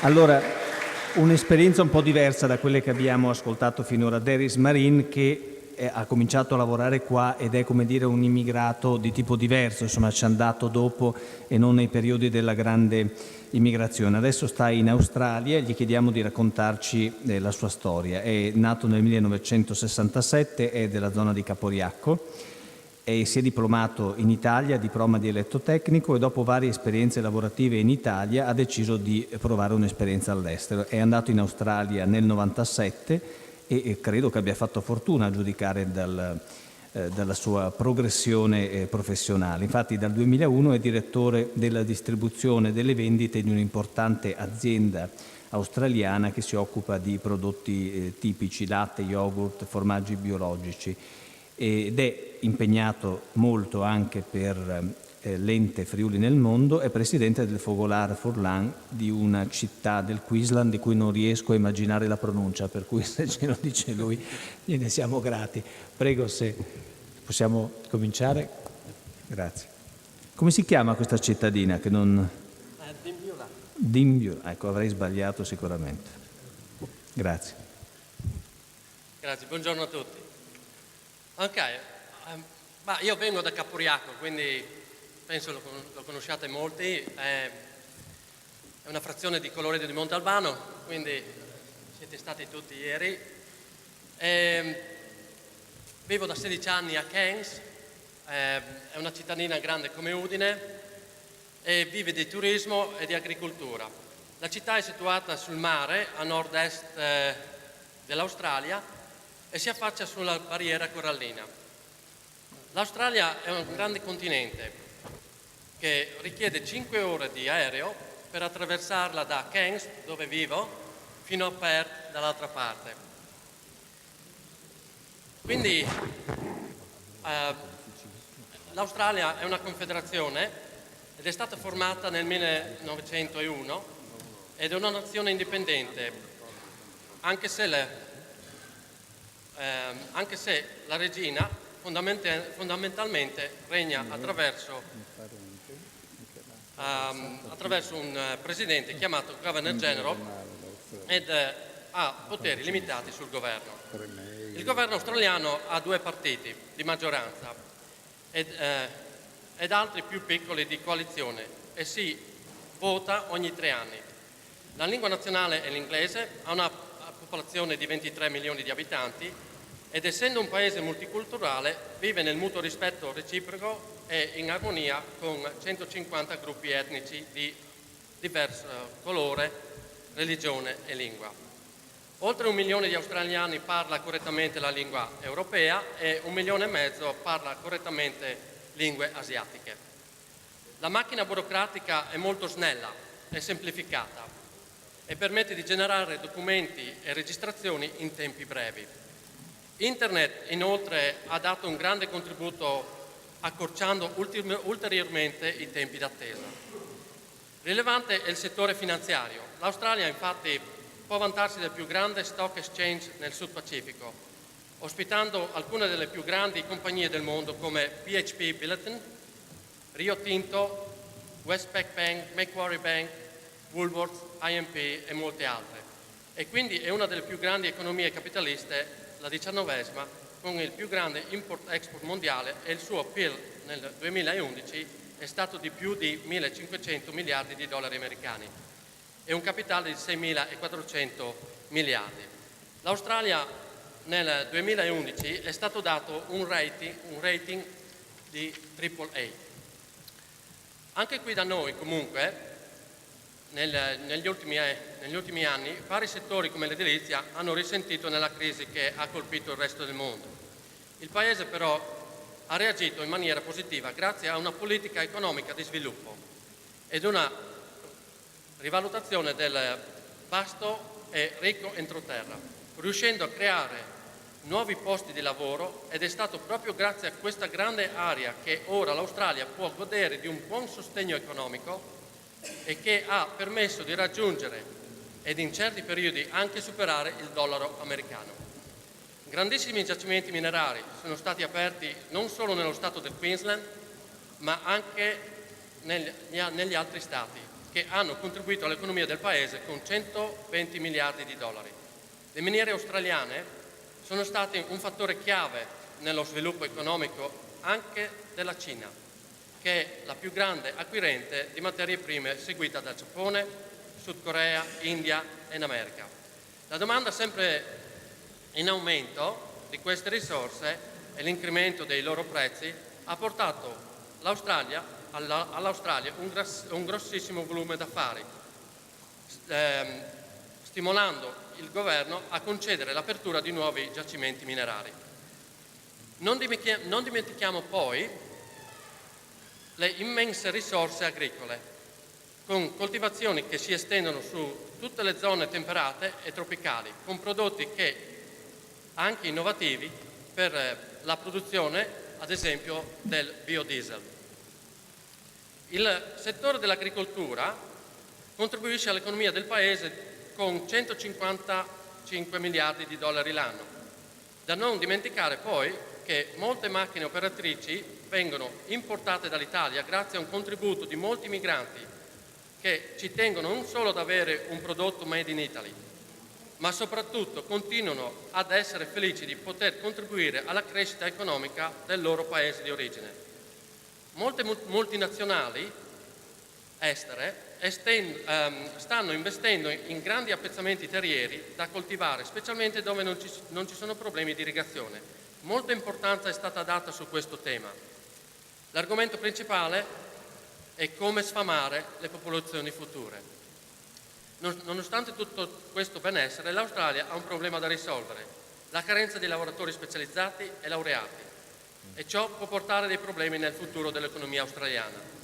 Per questo l'Australia, forte nella sua stabilità industriale, politica e di un sistema legale efficiente e maturo, ha aperto le porte delle aziende straniere che vogliono fare business, specialmente nei settori delle infrastrutture, tecnologie, agribusiness e biotecnology. Facendo questo, la nazione cerca a lungo termine di portare un equilibrio economico di crescita fondato sulle 3 P: incremento della popolazione, più forza nella partecipazione lavorativa e crescita produttiva.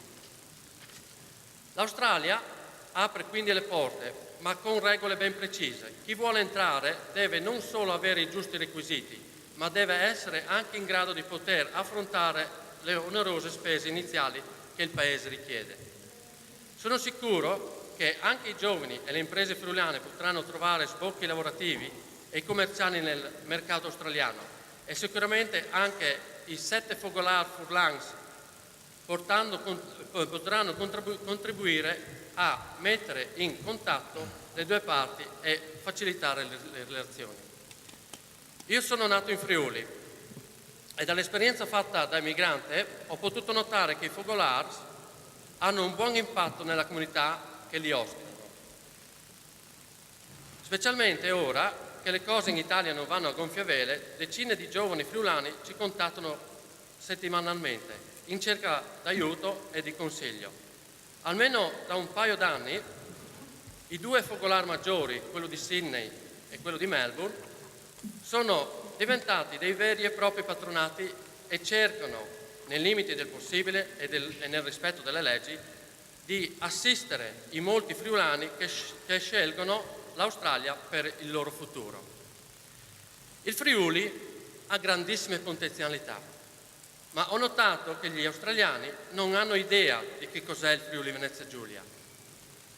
Al contrario, ad esempio, della Toscana, il brand Toscany è immediatamente associato ad una regione italiana e gli australiani ne conoscono i prodotti e ricordano i nomi di alcune delle sue città.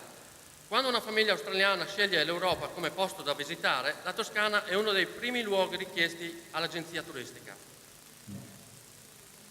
La Toscana è molto ben organizzata, con bed and breakfast, hotel, agriturismi, e offre un servizio di qualità che i turisti amano e consigliano. Sì, perché la miglior pubblicità è un turista che ritorna a casa felice e con nuove esperienze da raccontare ai suoi amici. Oggigiorno il mondo è aperto a tutte le destinazioni, sono a portata di mano. C'è bisogno solo di farle conoscere e credo quindi che adeguate azioni di marketing su misura per il mercato australiano devono essere necessarie per la rivalutazione e la promozione di una regione come il Friuli. Questa considerazione vale anche per tutti i prodotti che il territorio friulano può offrire. Nel raggiungimento di questo obiettivo anche i focolars potranno trovare una ragione per continuare ad essere e operare, per coinvolgere attivamente le giovani generazioni. A questo proposito, anche nella mia veste di presidente del Focolare Furlandi di Mbiula, voglio ringraziare il presidente Pitaro e lo staff dell'Ente del Friuli nel Mondo, in particolare Cristian Canciani, per averci illustrato chiaramente durante il recente incontro a Sydney con la comunità friulana la situazione in Friuli, le strategie dell'Ente Friuli nel Mondo e i suoi obiettivi, primo fra tutti quello di garantire il ricambio generazionale all'interno delle nostre associazioni. Questa visita ha fatto sentire tutti noi friulani d'Australia più vicini al Friuli e ci ha confortati. Sappiamo che possiamo contare ancora sull'Ente Friuli nel Mondo e sulla sua autorevolezza nei confronti del sistema regionale.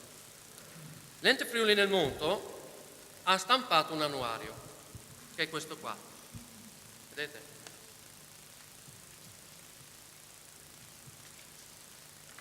Vedete?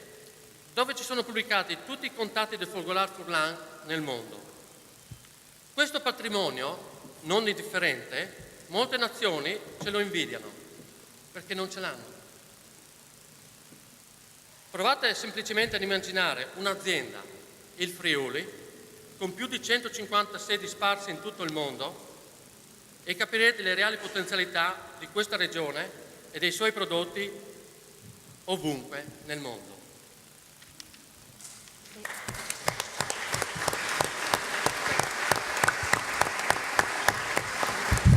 Grazie perché nell'ultima frase, nell'ultimo passaggio ha centrato un po' il senso particolare di questa giornata, appunto quello di usare le famiglie come delle piccole ambasciate che funzionano meglio e sono più efficienti delle ambasciate dello Stato italiano.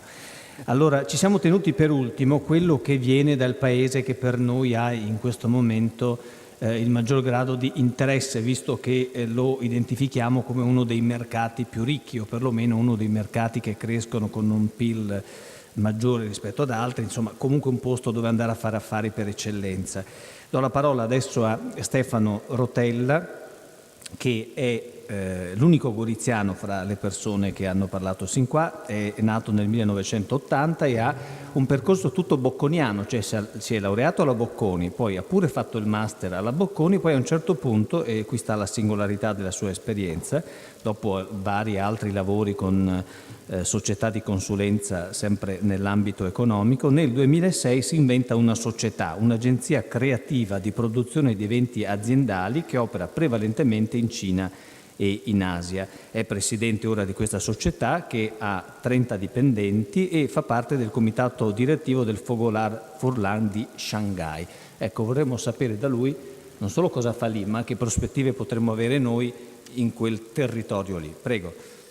Buongiorno a tutti, grazie per la gloriosa introduzione. Vi saluto tutti, mi accodo ai saluti delle autorità. Vi ha detto già molto di quello che faccio. Io faccio un lavoro bellissimo. Siamo a contatto con una marea di aziende di diverso tipo, italiane, straniere, lavoriamo con un po' più vicino al microfono, grazie. Forse va alzato un po', grazie.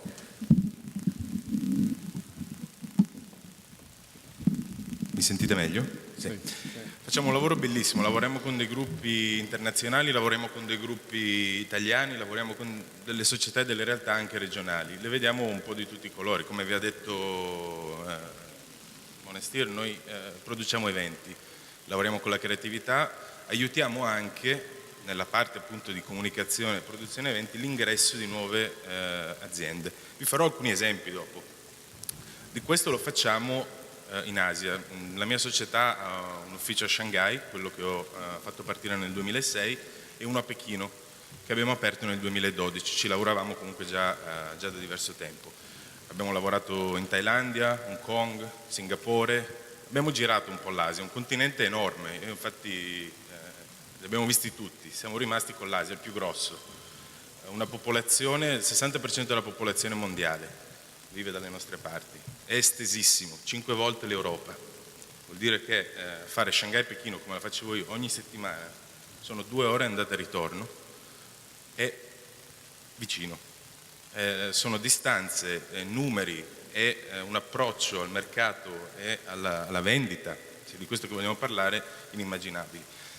Quando ci si arriva queste cose le vedi subito. Io mi ricordo agosto 2005, un'estate caldissima, qui, lì ancora di più, perché ci sono 40 gradi con l'80% di umidità, arrivai di notte, classico ritardo dell'Alitalia, il tragitto dall'aeroporto al dormitorio, perché andai a studiare cinese il primo anno, era di circa 45 minuti.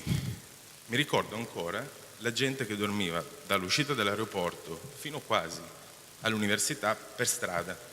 Vicino c'erano i loro colleghi che lavoravano. Parliamo del 2005. Molti di voi forse questo lo hanno sentito raccontare dai propri genitori o nonni. Una mentalità e una voglia pazzesca. Dormire per strada, svegliarsi e lavorare, forse 2 turni, forse 3 turni. Questo è stato la prima istantanea della Cina. La Cina, che all'interno dell'Asia, così grande, è un paese in sé enorme. L'avete sentito tutti, lo leggete, l'avete letto da diversi anni, con dei cambiamenti rapidissimi. Le Olimpiadi prima di tutto, l'Expo, adesso si sente forse un po' di meno. Io mi ricordo la prima volta, decisi nel dicembre, credo, del 2004 di spostarmi in Cina.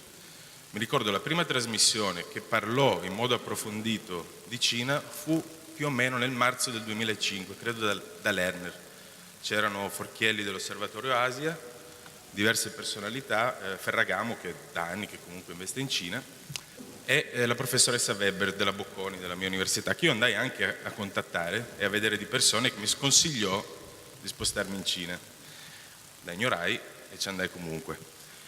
Però è da quegli anni che si è iniziato a parlare di Cina, mentre la Cina cresceva già a ritmi vertiginosi dagli anni 90. Voi lo sapete tutti, si parlava di 12%, 10% e via dicendo. Oggi cosa succede? Cresce ancora. Cresce al 7%, che è un'enormità. Prima parlavi dell'1,2, 1,9. Per la Cina invece è un freno. Perché un freno? Perché il governo ha paura. Ha paura di cosa? Ha paura della fame. Ma della fame non quella dello stomaco, della fame del voler fare. Il cinese questa fame ce l'ha e secondo me ce l'avete tutti qui e ce l'hanno avuto i vostri genitori. La Cina è uguale, ha avuto dei dirigenti che negli anni '80 l'hanno saputa sfruttare. Deng Xiaoping l'avete sentito tutti nominare. Lui si è inventato degli esperimenti. Ha preso Shenzhen, nel sud della Cina, e li ha lasciati liberi di fare quello che volevano. Piccolo, una città piccola, comunque di qualche milione di persone già di partenza. Adesso è una città enorme, una marea di grattacieli altissimi. Ha usato loro come esperimento. Questo è un punto che vorrei lasciarvi, un pensiero, qualcosa su cui riflettere. Vale la pena di sperimentare piuttosto che di restare immobili o di provare a piccoli passi o di non prendersi responsabilità? Secondo me vale la pena di sperimentare. Questo cosa ha portato? Ha portato le generazioni mie, abbastanza giovani, quelli degli anni '80, quelli del figlio unico sostanzialmente, ad una serie di opportunità e potenzialità, perché poi questi esperimenti hanno funzionato con tutta una serie di disagi sociali o mentalità questionable, come diresti in inglese. Però ha portato a una generazione che può permettersi di sognare. Adesso Xi Jinping, il nuovo presidente, lo chiama il sogno cinese. Per me, ve lo racconto nell'esempio di un mio dipendente, Kim Jin, che ho assunto nel 2008, uno dei primi grafici. Lui ha chiesto di avere tutti i contributi pagati. In Cina si può un pochino scegliere di avere più rimborsi in contanti rispetto ai contributi, ha scelto di avere tutto pagato. Il suo progetto era quello di avere tutti i contributi, che oltretutto includono un premio per la casa, comprarsi la casa, avere una famiglia, perché come mentalità e cultura se non hai la casa non ti potresti sposare o non ti vuoi sposare, avere una bambina e poi proseguire nella carriera. Ha fatto tutti questi step, per me è stato un motivo di orgoglio pazzesco perché li ha fatti tutti all'interno della mia società, quindi è stato bellissimo vedere dallo sbarbatello che ha iniziato, alla famiglia, una bambina, adesso ci viene a trovare in ufficio ogni tanto con la bambina, ha cambiato lavoro, vive nel suo appartamento, ecco questo ci manca al giorno d'oggi in Italia purtroppo. E arriva da lontano, in Cina arriva da lontano, arriva dagli anni '80. Ora mi hanno chiesto di darvi 2 spunti di discussione anche sulla parte economica. Ecco, vorrei puntare il riflettore, anche poi svilupparlo eventualmente nella relazione dopo, sul mercato interno cinese. Abbiamo comprato le loro merci per anni, erroneamente nella mia modesta opinione. È il momento adesso di andare ad aggredire il loro mercato interno. Non solo andare a vendere i nostri prodotti, è diverso. La mia esperienza nel vedere aziende, e vi faccio un esempio di un'azienda basata in Friuli, nella mia Gorizia, la Coveme, che fa molti strati laminati, l'obiettivo non è quello di venire a vendere e basta, non è quello di delocalizzare per poter produrre a basso costo, è quello di investire, portare delle competenze che ovviamente il governo cinese è interessato ad avere, ma per vendere ai clienti locali. Primo. Secondo, è stato toccato dai colleghi relatori il turismo in regione.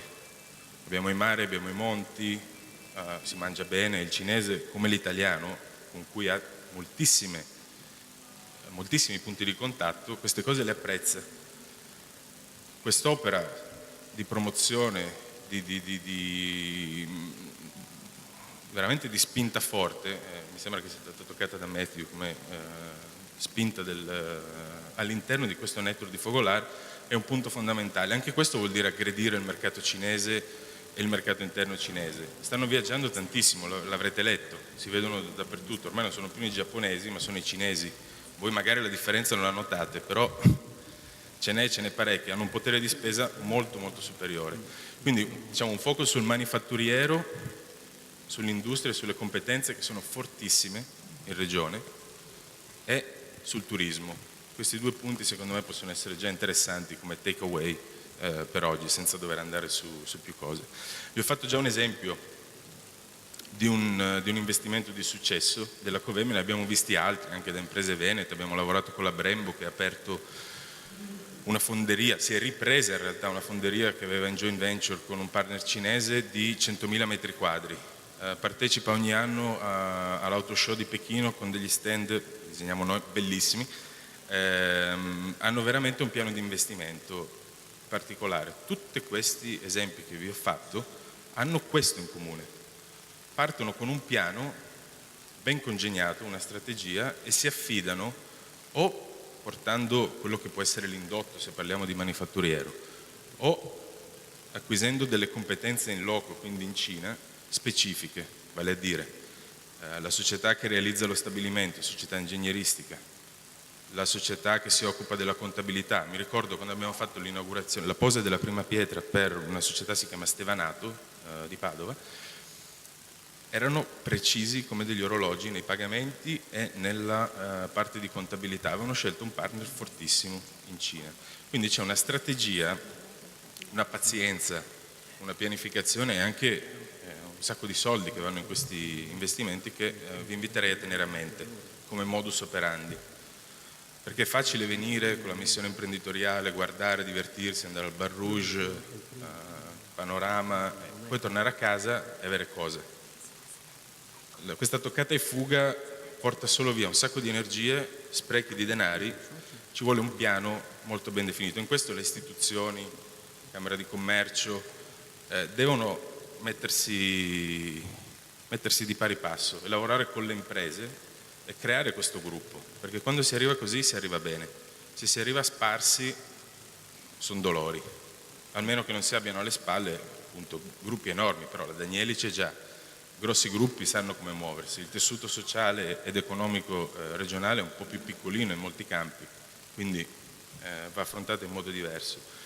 Anche dal mio punto di vista, quando ho aperto a Pechino sono voluti 6 anni dall'inizio della società per poter aprire a Pechino, con un esborso di diverse migliaia, sono centinaia di euro di investimento per tenere aperto e prendere le risorse giuste, il personale giusto, le risorse umane giuste. Non dimenticatevi di quello. La risorsa umana in Cina è fondamentale. La locale è molto difficile da trovare qualificata. Mandare l'ultimo degli arrivati delle vostre aziende in Cina non funziona neanche, è un punto difficile, mi ci scontro io ogni giorno nel piccolo in diciamo, un business che non è tecnicamente così complicato come può essere il manifatturiero. Quindi questo tenetelo pure a mente. Appoggiatevi a noi. Abbiamo sentito network, abbiamo sentito ambasciate, un sacco di aggettivi, tutti giustissimi.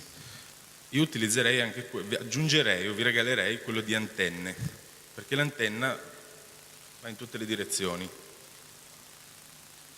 Comunica una con l'altra, comunica con la casa madre. È importante che queste siano, prima cosa, accese, secondo, ascoltate e terzo, manutenute, ovvero che ci sia un interesse dalla regione e all'interno delle antenne stesse a essere vive, a poter collaborare. Noi nel nostro piccolo di Shanghai siamo ormai una cinquantina di soci di diverse nazionalità e di diverse provenienze all'interno anche della comunità italiana. Non l'abbiamo chiuso ai soli friulani, ma l'abbiamo aperto a soci e simpatizzanti, li chiamiamo. E ci piace che sia così. Ci piace perché l'opera che facciamo di promozione culturale e sociale può benissimo essere rivolta anche agli altri italiani e loro, a loro volta, sono in grado all'interno della comunità di Shanghai, questo è palese perché abbiamo organizzato di recente degli eventi dove avevamo più di 150 persone, vi garantisco, non ci sono 150 persone friulane in Cina, assolutamente, degli eventi di successo dove sono venuti cinesi, stranieri, italiani di diverse regioni e ovviamente lo zoccolo duro del comitato e dei soci che l'hanno organizzati. Noi l'abbiamo approcciata così, perché? Perché noi siamo generazione zero, neanche prima generazione. Noi non abbiamo genitori, non abbiamo amici, non abbiamo parenti di alcun tipo quando arriviamo in Cina. Non c'è nessuno.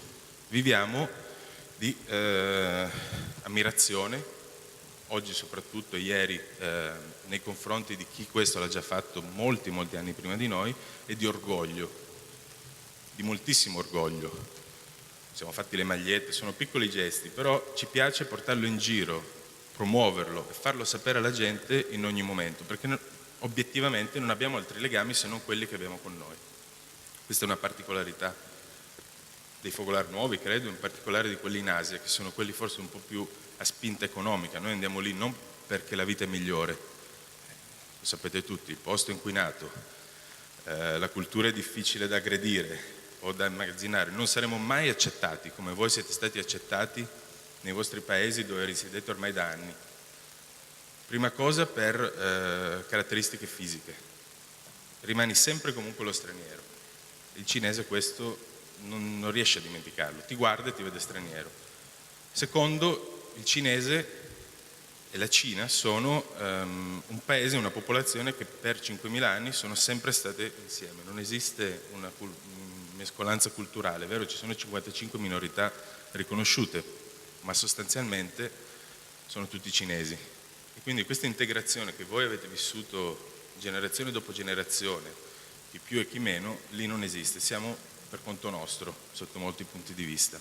Però questo orgoglio, visto e sentito anche da parte mia con emozione in questi giorni, ci porta avanti e ci aiuta a lavorare, a essere le vostre antenne, le antenne del Friuli nel mondo, in Cina.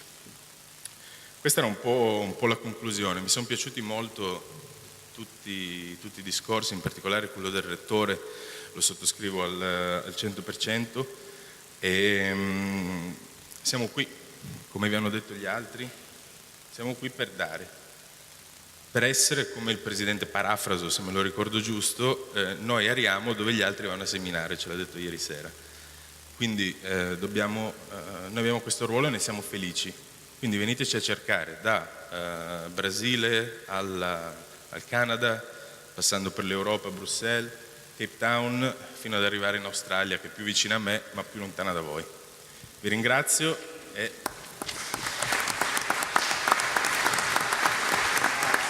Come ultima cosa, sono felice di regalare appunto queste magliette che abbiamo fatto, che vanno alla grande a Shanghai, al presidente Pittaro, spero che le stia, bellissima comunque, anche se le sta Vediamo subito, lo facciamo venire lì così possiamo, beh, magari non la indosserà, ma...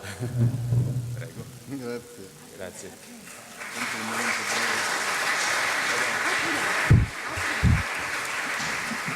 Però Presidente potrebbe farci vedere come le sta, dai, che così lo mettiamo anche a favore del fotografo. Alla Presidente Serracchiani. Va bene, con questo caldo non so se è il caso, ma vediamo. E Presidente, tocca a lei a questo punto, E qua abbiamo sentito tante cose, ma bisognerà che tiriamo un po' il sunto del discorso.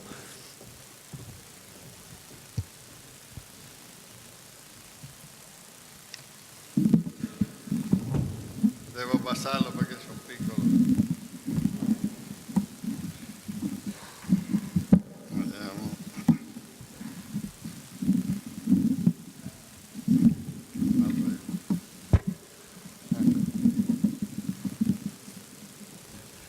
Speriamo bene.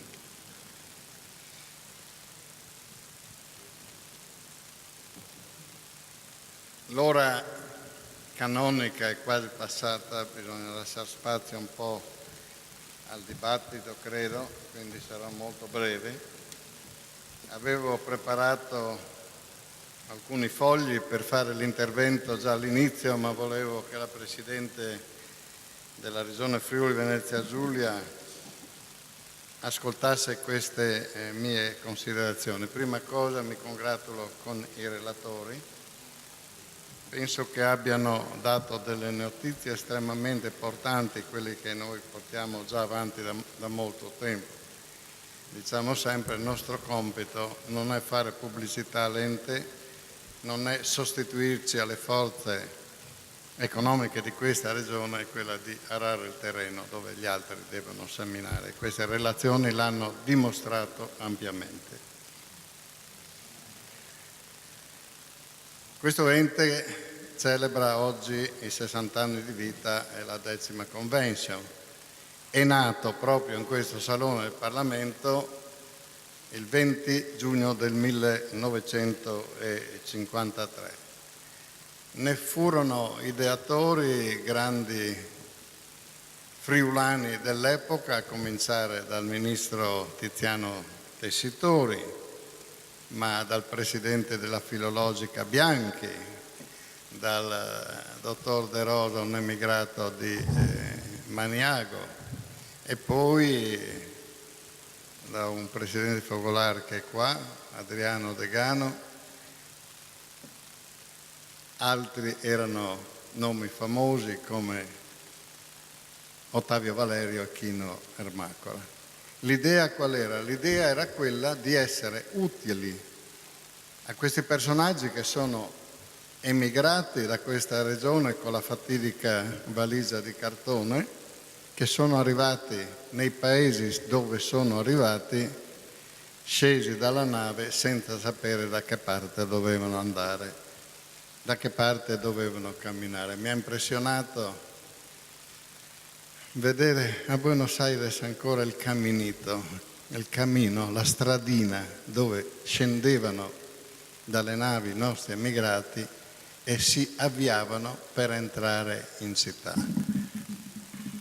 soli, abbandonati. Quindi l'idea era quella di mantenere i contatti, di farli sentire ancora friulani, di dare dei supporti forse più morali, ma anche in certi casi economici, per cominciare a risolvere i loro problemi. Sono passati tanti anni dall'epoca, Friuli nel mondo è qua a raccontare queste storie, è un ente che dicono ammalato, ma io lo chiamo perfettamente sano, a condizione che si dia un grande rinnovamento interno, anche se lo dice uno stagionato come me.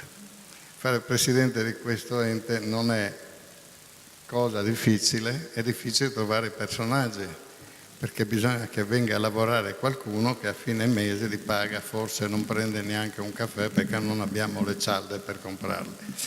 Quindi volontariato pieno, quello che hanno fatto tutti i presidenti e gli amministratori di questo ente.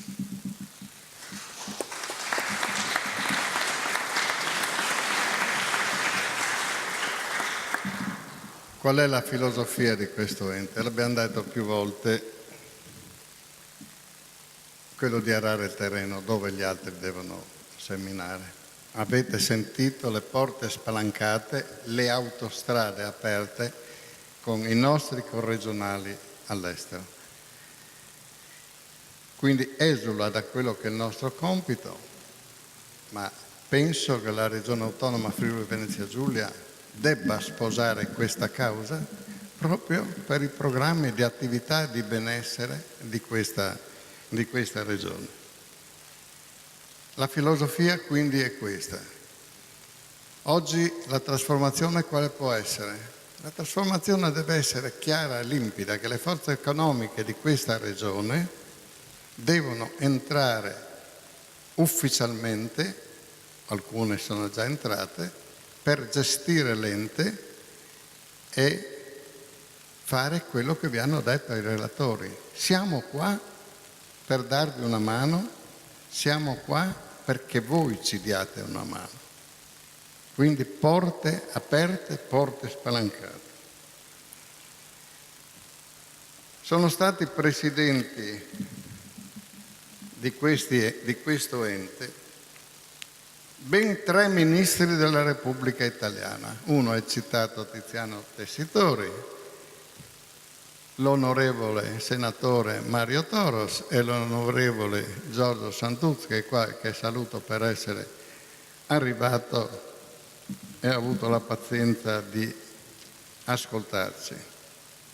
Presidenti sono stati Tiziano Tessitori, Ottavio Valerio, Mario Toros, Giorgio Brandolin per qualche mese, il rettore Marzio Strassoldo, il ministro Giorgio Santuzzi. Indegnamente li ho sostituiti io. Abbiamo un giornale. Abbiamo un giornale nato ancora prima che nascesse l'ente Friuli nel mondo. Quindi i contatti vengono mantenuti con questo giornale. Oggi si sa che con internet si può fare tutto il resto, mantenere il contatto giornaliero. Ma ancora oggi, signor direttore del Messaggero Veneto, un giornale in mano è un'altra cosa che non vi ho dello tal bussolot come che diceva Puar Emilio del Gobo. È più caldo, ti dà più sensazione di calore e di verità. Nel mondo abbiamo 154 Focolars Furlans. Sono Focolars Furlans, non sono dei nomi o, come dicono le altre associazioni, dei segretariati, cioè dei numeri di telefono di persone. Sono Focolars di strutture enormi, come per esempio Toronto o come Windsor o come Buenos Aires, altri più piccoli. Ma una cosa strana, la paura nostra è stata sempre quella che per motivi anagrafici Focolars muoiano, perché chiaramente il tutto si è invecchiato. Nei Focolars non può più entrare un giovane per sostituire una persona anziana. Nei Focolars bisogna che le forze giovanili entrano per fare gli affari loro, per discutere dei loro problemi e impostare la loro filosofia, la loro strategia, la loro linea di azione. È questo che tentiamo di seminare, è questo che comincia adesso a darci dei risultati. Abbiamo anche portato in alcuni focolari l'Udinese Club, l'associazione dei giovani industriali della zona, quindi friulani e simpatizzanti e via, con qualche successo, ma il cammino è lungo, ma assolutamente non impossibile. È una strada che dobbiamo percorrere. Dicevo che stranamente stanno nascendo nuovi focolari, ma focolari importanti, non più coi grandi numeri degli emigrati, ma con gli emigrati delle grandi aziende che prendono lavoro in giro per il mondo, come ad esempio la Danieli, la Cimolai, dove si formano piccoli gruppi e fondano il loro focolare, vogliono mantenere assolutamente i contatti con la regione e essere utili a noi per far crescere questa regione. Quindi l'attaccamento alle radici e, come dicevano bene anche Matteo Melchior, alla cultura, perché la cultura deve andare a pari passo col business. Dicevo, stanno nascendo, sono appena nati, il focolare Furlan di Tulear in Madagascar, di Pointe-Noire in Congo-Brazzaville. La capitale del Congo, sapete, porta il nome del grande esploratore friulano Pietro di Brazza, da cui il nome Brazzaville, c'è il mausoleo a Brazzaville per Pietro Savorgnan di Brazza. Focolare di Los Angeles, focolare di Tokyo, l'abbiamo appena inaugurato in videoconferenza che non abbiamo avuto il tempo di spostarci. Ecco. Quindi l'Ente Friuli, ripeto, è un ammalato in piena salute. Oggi, e non piango, non sono le prefiche siciliane che vanno a piangere a pagamento, il focolare Furlan ha il 25% dei finanziamenti di quello che aveva un tempo e alla stessa misura è stato ridotto il personale. Oggi abbiamo un dipendente e mezzo, perché una persona è part-time, quindi è abbastanza piccolo. Ma con questo siamo riusciti, penso, lo dico da imprenditore, a fare delle cose importanti. Abbiamo anche trasformato il giornale in rivista, facendolo diventare il giornale dei focolari Furlans, ma mettendo anche interviste a grandi imprenditori e anche una parte di cultura.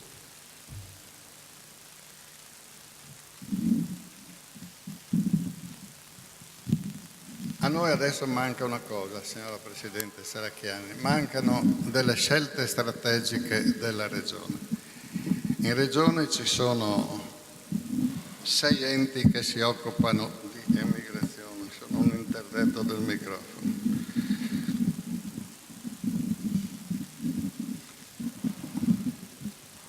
Vede se può bloccare. Ecco. Non riesco. 6 enti che si occupano di emigrazione, 4 dei friulani, 2 enti, uno si occupa degli immigrati triestini,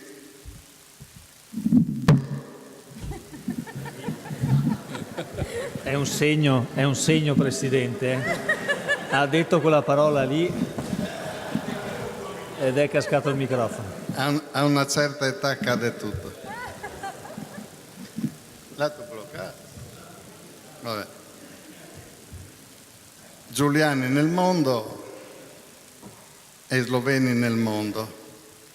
Altri 4 enti che si occupano di emigrazione dei friulani, riconosciuti, io dico con improvvido decreto dalla giunta uscente, e sono Friuli nel mondo, Alef e Raple, cioè 2 sindacati, e le fasce di Pordenone. Ora credo siano un po' troppi questi enti, che nessuno ha diritto di far chiudere per l'amor di Dio, ma bisogna fare delle scelte di campo per chi deve operare sulla filosofia che ho appena descritto.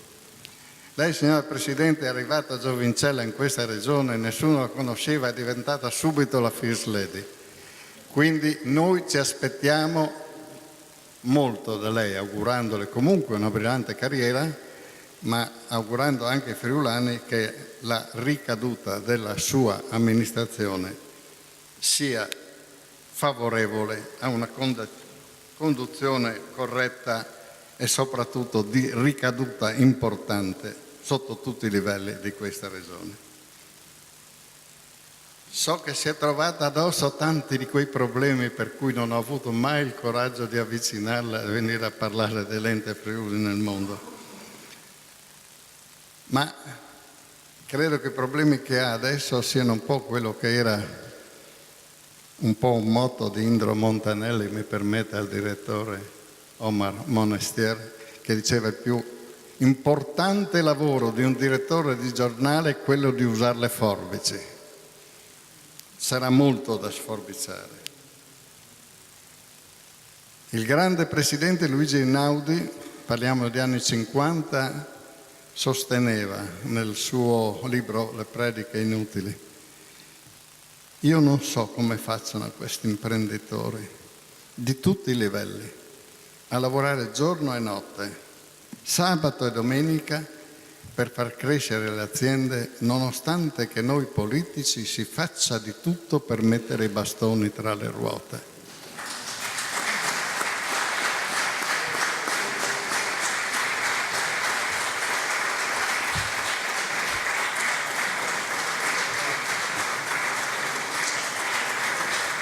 Grazie. Dico questo, signora Presidente, perché è facile sparare sui politici, è un po' lo sport di moda, però in parte è vero. Gli operatori, mi creda, non chiedono finanziamenti, chiedono di poter lavorare in pace. Lasciateci lavorare.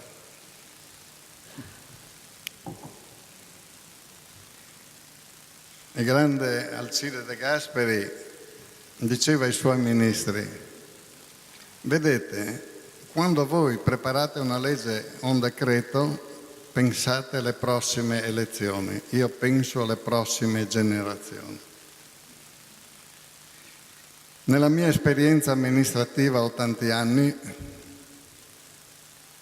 l'ho fatta a livello regionale, nazionale, internazionale, ho imparato una cosa: l'arte di dire no. 9 volte su 10 dei petulanti che vengono a chiederti cose che non possono avere per le vie normali e pentirsi amaramente dell'unica volta che hai detto sì. La ringrazio, signora Presidente, di essere qui con noi oggi. Sappiamo che è oberata da grandissimi lavori. Ringrazio i relatori, ringrazio il direttore del Messaggero Veneto che ci ha dato una grossissima mano a gestire questa mattinata.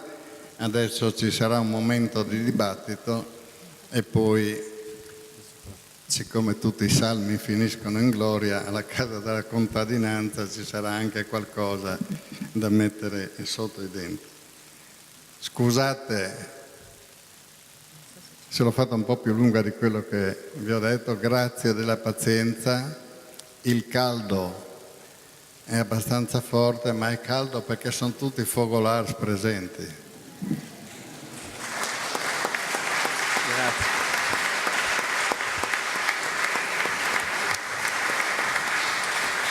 Ma senta Presidente, visto che abbiamo qua il Presidente della Regione che, come diceva, è oberato da molti impegni e lei ha subito lanciato degli spunti, io farei parlare subito la Presidente, credo che lei sia d'accordo, così potete interloquire seppur indirettamente. Tanto le cose che dovevamo dirci rispetto all'esperienza dei protagonisti della nostra giornata le abbiamo dette, casomai possiamo riprenderle, anche perché poi lei ci ha ricordato che all'1 si chiude e si va a mangiare, a spera prima. Quindi io darei la parola alla Presidente, che ringrazio per aver trovato comunque il tempo per essere qua.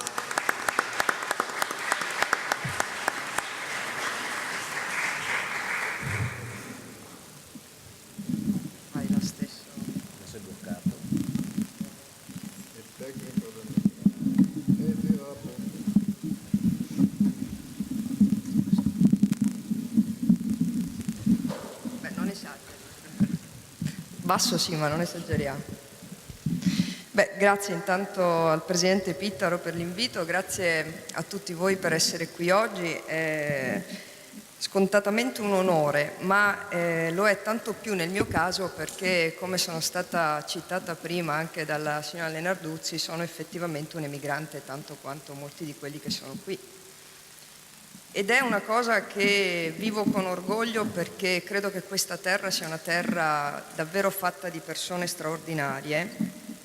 Io sono venuta da sola, senza famiglia, quasi con una certa dose di incoscienza, ormai diverse decine di anni fa, e sono venuta in una terra che conoscevo poco, che ho imparato ad amare profondamente, forse perché l'ho scelta, e questo credo che sia anche un modo, diciamo, di radicarsi assolutamente importante e straordinario, come veniva ricordato, e che ho la consapevolezza, proprio oggi che la rappresento nel luogo più alto dell'istituzione, di quanto sia importante restituire tutto quello che mi è stato dato. Ecco perché apprezzo in particolare quanto è stato detto dai nostri relatori, tutti straordinari come è stato detto, e grazie anche al Presidente per gli stimoli che mi ha dato. Sicuramente convengo su un fatto, che moltiplicare le associazioni non determina la moltiplicazione delle risorse. Questo è un dato scontato. C'è sicuramente una necessità di darsi delle priorità, di fare delle scelte. La Regione Friuli-Venezia Giulia è chiamata a fare proprio questo. È chiamata a farlo in fretta, perché il tempo che è passato sicuramente non ci ha aiutato in questo momento ad affrontare nel miglior modo la crisi. È arrivato il momento davvero di tirare fuori tutto quel coraggio, quella determinazione, quella testardaggine che è tipica della nostra terra. Trovarla fuori e dico anche riordinarla nelle idee. Credo profondamente, ad esempio, che la Regione debba cambiare completamente la propria strategia rispetto ai corregionali all'estero. Credo, ad esempio, che sia utile che vengano come antenne o come rete, come meglio credete, utilizzati al più e al meglio come relazioni internazionali, di cui abbiamo grandissimo bisogno, perché abbiamo bisogno di farci conoscere. L'ho detto più volte, lo ripeto anche qui in questa sala, quando dico che vivo Udine, devo dire che è vicino Venezia, perché è così, perché fatichiamo a collocarci là dove siamo e fatichiamo anche a riconquistare uno spazio politico, uno spazio culturale, uno spazio infrastrutturale. Ci credo a tal punto che le relazioni internazionali le fa il Presidente della Regione, cioè il massimo esponente della nostra Regione, perché quando andiamo all'estero dobbiamo rappresentare le nostre istituzioni nel più alto grado in carica. Dobbiamo presentarci con tutta la nostra capacità di essere luogo di relazione, luogo attrattivo. Dobbiamo spingere le persone a credere in noi, a recuperare una straordinaria credibilità che abbiamo, perché dobbiamo solo rispolverare e mettere in campo. Ecco perché penso, ad esempio, che i corregionali dovrebbero stare nelle relazioni internazionali. Questo nel modo in cui è divisa la regione. Sapete che i corregionali è un servizio che è dentro la cultura, accanto all'immigrazione. Credo che abbia diritto ad una collocazione primaria e prioritaria, proprio per le parole che sono state dette oggi anche da queste nuove generazioni, o dalla generazione zero. Mi è piaciuto molto perché mi sento anche un po' così. Per fare questo significa riordinare la nostra macchina regionale, che guardate ha grandissime potenzialità, ma va davvero rimessa in movimento, stimolata, rafforzata. Credo che la scelta delle relazioni internazionali sia importante anche per quello. Io lo vedo anche confrontandomi con gli stati vicini. L'incontro che è stato fatto, ad esempio, con il ministro degli sloveni all'estero, Tina Komel, proprio recentemente in questi giorni a Lusevera, ha avuto ad oggetto proprio questo, il modo con cui i nostri due territori possono tornare a parlarsi in modo costante, produttivo, ma soprattutto utilizzando quegli straordinari strumenti di radicamento che entrambi abbiamo rispettivamente sul nostro territorio, che sono le nostre comunità. Credo che sia importante affrontare un cambiamento anche culturale dei nostri friulani nel mondo. Lo diceva anche il Presidente, un aratro che semina del buon grano e quindi evidentemente è necessario fare anche queste scelte. Credo anche però che la credibilità si conquisti dagli atti quotidiani e credo che stiamo facendo un lavoro importante che credo sia sotto gli occhi di tutti.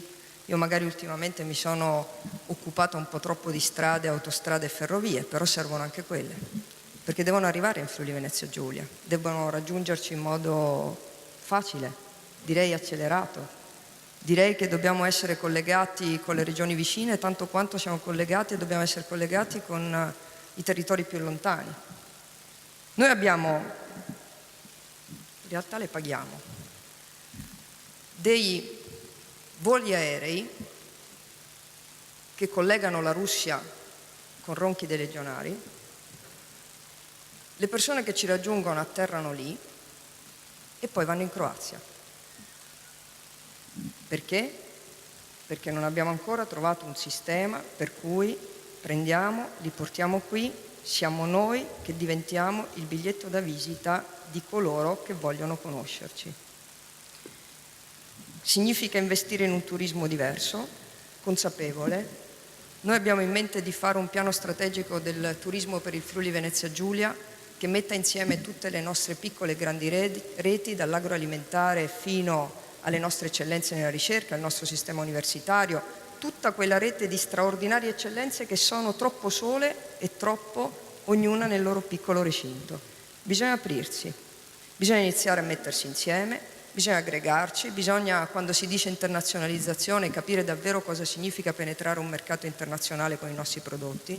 Significa accompagnare i nostri imprenditori non fino a lì, che al limite ce la facciamo, non è complicato, ma non lasciarli soli in quel periodo importante in cui devono consolidare il loro essere lì in un mercato nuovo, il periodo in cui devono avviare le loro imprese, continuare a parlare con noi. È certamente uno strumento che rafforza l'identità, ma oggi è necessario che questa identità sia anche un'identità di ritorno. Oggi è necessario che queste nuove generazioni aiutino il Friuli Venezia Giulia a crescere e tornino indietro con il loro straordinario patrimonio culturale, economico e volano anche, lo diceva il Presidente, la politica che mette i bastoni fra le ruote agli imprenditori che vogliono solo lavorare. Sicuramente la politica deve fare di più e meglio, sicuramente deve recuperare credibilità, ma in questo momento c'è un problema. Per assurdo e paradossalmente, pur impegnandoci, non mettiamo tanti bastoni fra le ruote. Il problema è che non c'è lavoro. E la politica si sta impegnando a creare lavoro. E per fare questo bisogna, credo, essere tutti insieme consapevolmente sugli stessi obiettivi. È un obiettivo sicuramente di recupero di valori straordinari. E questa terra ha una storia straordinaria e non deve insegnare a nessuno nulla su quei valori, ma bisogna che faccia un investimento nel presente e nel futuro. Bisogna che questa terra torni ad essere una terra non solo storicamente importante, ma che dia futuro, che torni ad attrarre investimenti, capitali, imprese, famiglie, che torni a costruire, esattamente come ha fatto subito dopo una tragedia che ci ha colpito ma che ci ha fatto crescere tanto.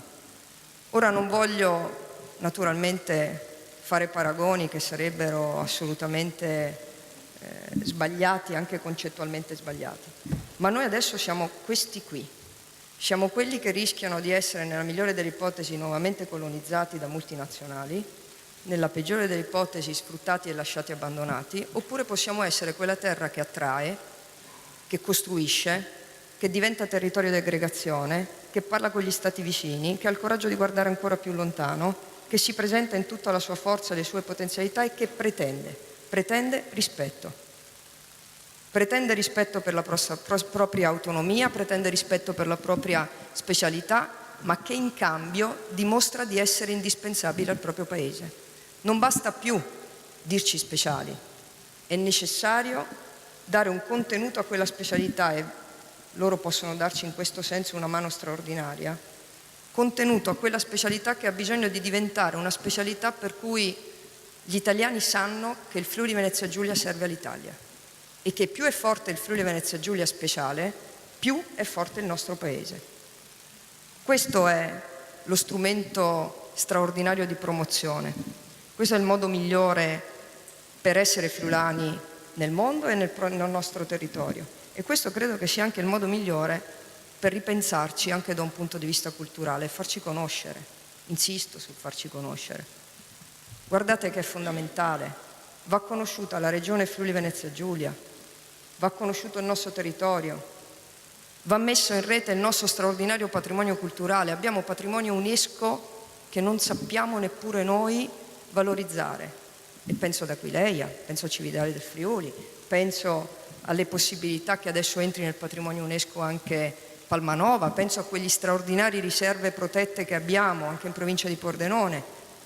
È una rete necessaria e credo anche che sia arrivato il momento doveroso che questa conoscenza si estenda appunto a delle relazioni che permettano al Friuli Venezia Giulia di tornare a crescere in tutta la sua forza. Io sono estremamente fiduciosa perché questa è una terra di grandi potenzialità. Pensate alla sua portualità, il porto di Trieste, il porto di Monfalcone. Abbiamo la possibilità di essere davvero un territorio che attrae. Non respingiamo, non abbiamo paura, ma dobbiamo tornare a credere fermamente nelle nostre possibilità.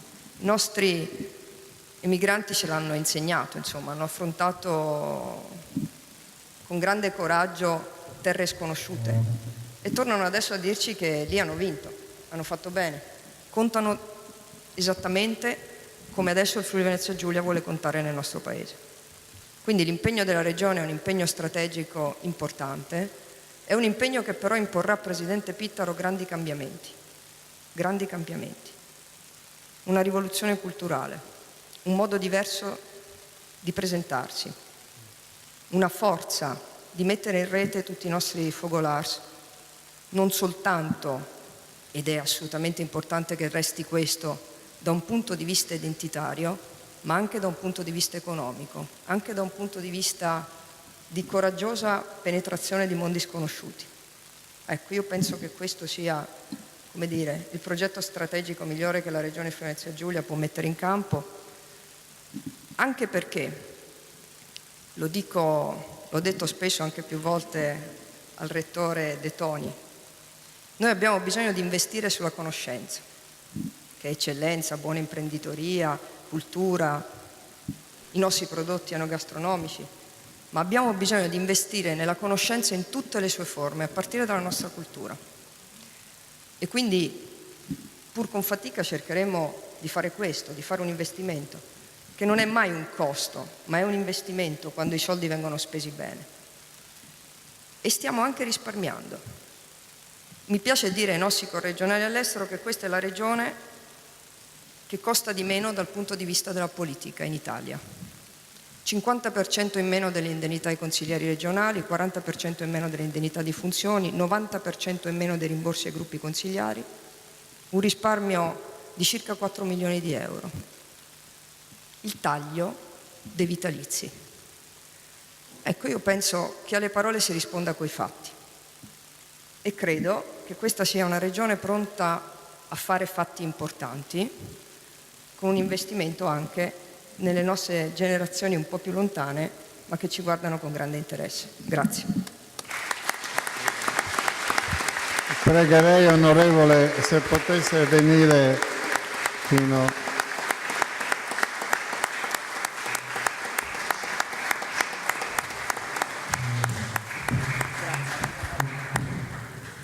Voglio consegnarle la medaglia a ricordo dei 60 anni nostri e il castello di Udine. Grazie.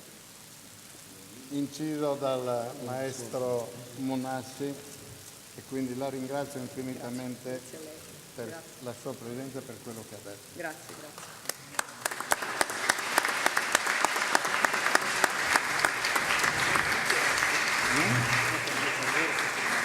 Sì, per lei e per loro. Chi premia? A loro il premio io, ma li premio a tutti. Il premio, un ricordo, non è un premio.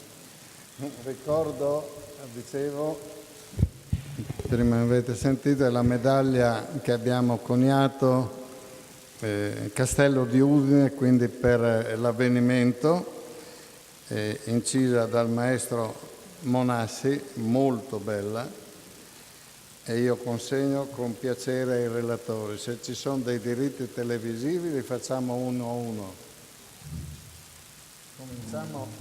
Cominciamo col gentil sesso prima, anche se i maschietti devono darsi da fare perché sono in minoranza adesso.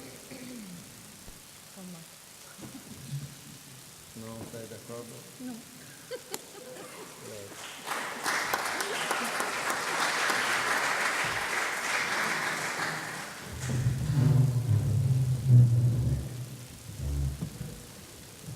Sono tutte belle come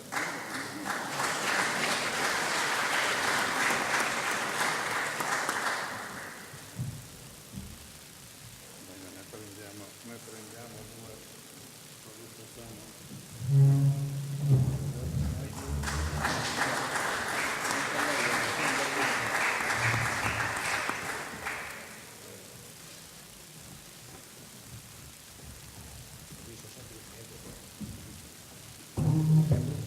Ma è bello magro, si passa.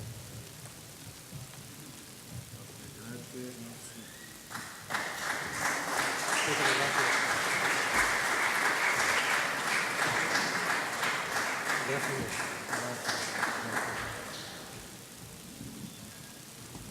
Approfitto anche per consegnarla a due ex presidenti dell'Ente Friuli nel mondo, l'onorevole Giorgio Santut, vengo io dall'altra parte.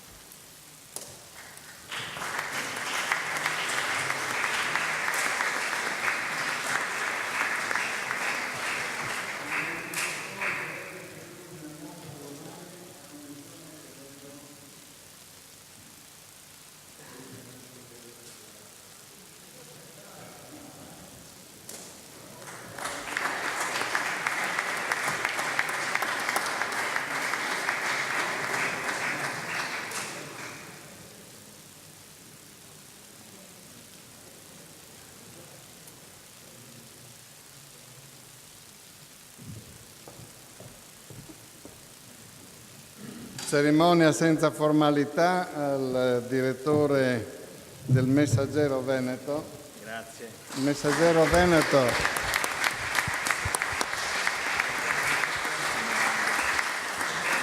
Il Messaggero Veneto una volta si chiamava cosa? Come si chiamava? Non lo sa. Il Popolo del Friuli. Ah, no, pensavo di volessi dire il nomignolo. No. Il Popolo del Friuli. Era il nome del giornale nostro, che poi è trasformato, è stato chiuso e è fatto Messaggero Veneto. A lei il fuoco di fila delle domande, se ci sono. Che domande? Finiamo. Se ci sono domande dal pubblico, se c'è qualcuno che vuole fare qualche domanda ai nostri, prego, brevi e puntuali, così poi andiamo alla casa della contadinanza, che è più fresca.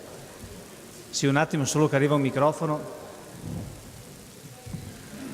Prego, signora. Grazie mille, sono Ivetta Alberti Devli, segretaria del Fogolar Furlan di Canberra. Può avvicinare un po', la sentiamo malamente. Va bene, provo. Adesso funziona meglio? Ancora più vicino. Riesce ad Bisognerà avvicinarlo un alzare. po'. Ok. Va bene così? Sì, perfetto. Ok, allora sono Ivette Alberti Devlin, segretaria del Fogolar Furlan di Canberra, quindi sono felice di vedere Deris Marin qua in rappresentanza del nostro continente. Vorrei fare 4 osservazioni. Ero venuta qui specificamente per parlare del turismo, quindi sono felicissima che ne hanno parlato anche gli altri, perché questo è il punto principale che voglio fare. A Canberra sono da molti anni presidente della società Dante Alighieri ed io ci sto tanto a promuovere il Friuli perché sono orgogliosa di essere italiana ma anche friulana, però me ne mancano le risorse. È da anni che chiedo all'ente, che ovviamente non può farlo perché non ne ha i fondi, di fare un DVD adatto a noi che viviamo all'estero per promuovere la regione. Ho già parlato in passato che abbiamo bisogno che si parli di storia, di geografia, di mari e monti, della lingua, della cultura, dello sport che possono fare chi viene a visitare il Friuli qui, la enogastronomia, l'economia, l'industria, l'ambiente, il patrimonio culturale. La Serracchiani ha parlato di Aquileia, appunto questo. Quindi è un DVD che ho in mente di circa 50 minuti, 60 minuti e che sia fatto anche in inglese per il resto del mondo. Non succede mai, eppure il turismo è importante per la regione. Noi in Australia vogliamo promuoverla. L'anno scorso Leo Galafassi, il nostro presidente, ha detto il Friuli non ha le strutture per accettare i pullman pieni di gente. Ci mancano quelli, ci manca la conoscenza. Anche noi diciamo dov'è il Friuli? Sai dov'è Venezia? Beh, un po' più in su. Non basta. Dunque quella è la prima cosa che voglio dire, che non è qualcosa che l'ente Friuli deve farlo la regione per promuovere la regione, per promuovere l'attività economica. Vogliamo venire, ma cosa gli diciamo? Cosa gli facciamo vedere? La seconda cosa è che sono d'accordo con Pittaro che avere 4 enti all'estero che si occupano di corregionali all'estero non ha senso. A noi non ci importa chi siete, basta che qualcuno si occupi di noi, uno ne basta. La terza cosa è che l'Australia ha le porte aperte per 12 mesi a tutti i giovani che abbiano meno di 30 anni per un periodo di 12 mesi, che vengano lì a vedere com'è l'Australia. Se gli piace, se hanno delle competenze adatte, possono poi emigrare, ma almeno si guardano un po' in giro. È facile avere un visto per 12 mesi. Io sto intervistando per lavoro in ufficio della gente come una farmacista che vuole sistemarsi là, che è venuta con il visto di 12 mesi e adesso poi per avere un altri 12 mesi è andata in campagna a lavorare per 3 mesi per ottenere un ulteriore visto di 12 mesi. Vuole far riconoscere le sue qualifiche. Quindi il modo c'è. E ci sono tanti giovani che si mettono in contatto con me perché sono nell'annuario e mi chiedono come faccio a venire lì, un dentista che vuol venire, friulano. Io provo ad aiutarli, come ha detto la Lenarduzzi. Se mi scrivono dal Friuli io rispondo immediatamente, ecco qual è la prassi, cosa dovete fare. L'ultima cosa, una nota culturale, la signora Lenarduzzi parlava del frico, la ricetta del frico da mettere sul Facebook. A me non intendo di cucina, però mi piace la musica. Quindi io nella Dante ho cofondato il coro della Dante 8 anni fa. Andiamo in giro per Canberra a promuovere la cultura italiana tramite la musica. Vi ho fatto imparare 3 canzoni friulane. La prima è Oce Biel Cistiela Odin, la seconda è L'Allegria Venda i Sovins e adesso stanno imparando con molta fatica Stelluti Salpinis a 4 voci. Ecco, è tutto. Brava. Comunque guardi che il materiale di cui lei parlava, signora, compreso il DVD, credo che ci sia perché l'ente turistico Turismo FVG ha del materiale anche in lingua inglese che io ho visto, quindi credo che volendo materiale di quel genere lì sia già disponibile senza crearne di nuovo. C'era comunque adesso il presidente Pittaro cerca di informarsi se riusciamo a mandarne un pacco a Canberra. C'era un'altra mano alzata lì? Prego. Due veloci altrettanto notazioni. Marco Rossi, Fogolar Furlan di Milano. Sembra quasi una coincidenza, l'anno scorso siamo intervenuti rispettivamente una signora dall'Australia e poi io, un po' sul tema turistico. Ammetto, l'anno scorso a Edison Mariva è stato fatto notare questo aspetto. L'agenzia Turismo FVG non ha predisposto del materiale di questo genere. Poi è ovvio che ci si ponga il problema che la Toscana è un brand che si conosce, il Friuli no. Diceva giustamente la signora Serracchiani, Udine vicino a Venezia, questo succede sistematicamente. Il Friuli per mezzo mondo è sconosciuto, eccetto i friulani a qualcun altro. Comunque, due annotazioni brevi. Bellissimo l'intervento di quest'anno a livello di relazioni, l'orgoglio e l'ammirazione per questa immagine attuale del Friuli. È spettacolare lo spaccato che ne arriva del Friuli nel mondo. E la rete che la signora Serracchiani discuteva sul Friuli esiste già. La rete di Fogolar è una rete esistente. Semmai bisogna aumentare dei contatti, cercare di convincere maggiormente queste cose. Mi faccio solo alcune domande velocissime che non hanno bisogno di una risposta immediata, ma sono degli spunti di riflessione. Matthew Melchior discuteva la Chiesa dov'è. In effetti la Chiesa avrebbe un altro grande impulso di presenza in Friuli, quella Chiesa per cui Cividale, con la sua arcidiocesi e patrimonio dell'UNESCO, con il suo tempietto l'arcipetale, quella Chiesa di cui Aquileia è fondamentale non solo come monumento, come manufatto, come storia. Io vengo da Milano, tra la storia della diocesi ambrosiana e il rito patriarchino c'è un legame strettissimo e siamo in giro per il mondo. Detto oltre, bellissimo il discorso della signora Narduzzi, colpito in tutti i sensi. È giusto anche notare, e scendo un attimo di ruolo, noi costruiamo il Friuli pensando in questo momento alla punta del vertice, ma mattoncino su mattoncino. Gli eventi che servono ai giovani sì, il legame economico, la rete della Camera di Commercio e i diversi interessi. Un piccolo Fogolar, mi reputo piccolo Milano rispetto a Toronto, deve pensare anche ai piccoli mattoni per la sua città. Gli incontri per diverse fasce generazionali, i problemi sono sempre questi, perché devono sempre, secondo me, andare di parallelo i discorsi ai grandi livelli della situazione economica, lo sviluppo economico in giro per il mondo e la situazione poi di aggregare sia gli anziani che i giovani. Non dico di farli incontrare, interessi troppo diversi. Facebook è un veicolo fantastico, noi ci viviamo tra i primi a Milano con la possibilità di comunicare in tempi rapidissimi tutto e questo è uno dei veicoli che serviranno. Per cui, domanda che mi chiedo, noi stiamo portando un'immagine del Friuli all'esterno che spesso però in regione non è molto valutata. Gli stessi friulani forse non si rendono conto all'interno della patria di quello che hanno. Stiamo cercando di invitare tutti ad uscire, è bellissimo accogliere i giovani per il lavoro da parte degli imprenditori che si sono realizzati all'estero. Forse però anche un po' di ritorno va meditato, cioè non pensare solo ad accoglierli fuori, sì per farsi una cultura, per acquisire potenzialità professionali. 2. Oltre l'economia e il turismo, la scelta politica che deve sostenere questo rapporto e giustamente la signora Serracchiani parlava di infrastrutture. Se non facciamo prima di tutto delle infrastrutture che funzionino in Friuli, penso a una rete ferroviaria obsoleta e soprattutto inesistente. Non mi occupo di ferrovie, è una passione, io faccio musicista per cui necessariamente mi occupo di formazione musicale e di eventi musicali. Penso alla formazione scolastica e queste non sono scelte dell'ente, ahimè sono scelte regionali che vengono dalla politica ministeriale, dallo Stato. Migliorare la formazione, non invitare solo a uscire, ma migliorare anche la formazione su piazza. Poi una specificità, l'ingegnere che ha studiato alla Bocconi capisce cosa vuol dire, il presidente che ha studiato alla Bocconi capisce cosa vuol dire lavorare a un certo livello per formazione. Ci sono strutture che funzionano, si può formare anche all'estero, si può perfezionare, però anche il Friuli potrebbe forse offrire qualcosa di più al di là della battuta che si faceva sul fatto che il docente che discute sul ruolo del nome, se veneto o friulano, forse è un po' fuori luogo. Essere di seconda, terza, quarta generazione è poco importante, è importante essere legati a questa identità friulana, più importante che avere un nome, essere nati in regione o crederci nella regione stessa. Direi piccoli spunti di meditazione. Grazie. Grazie. Ci siamo dimenticati una provincia?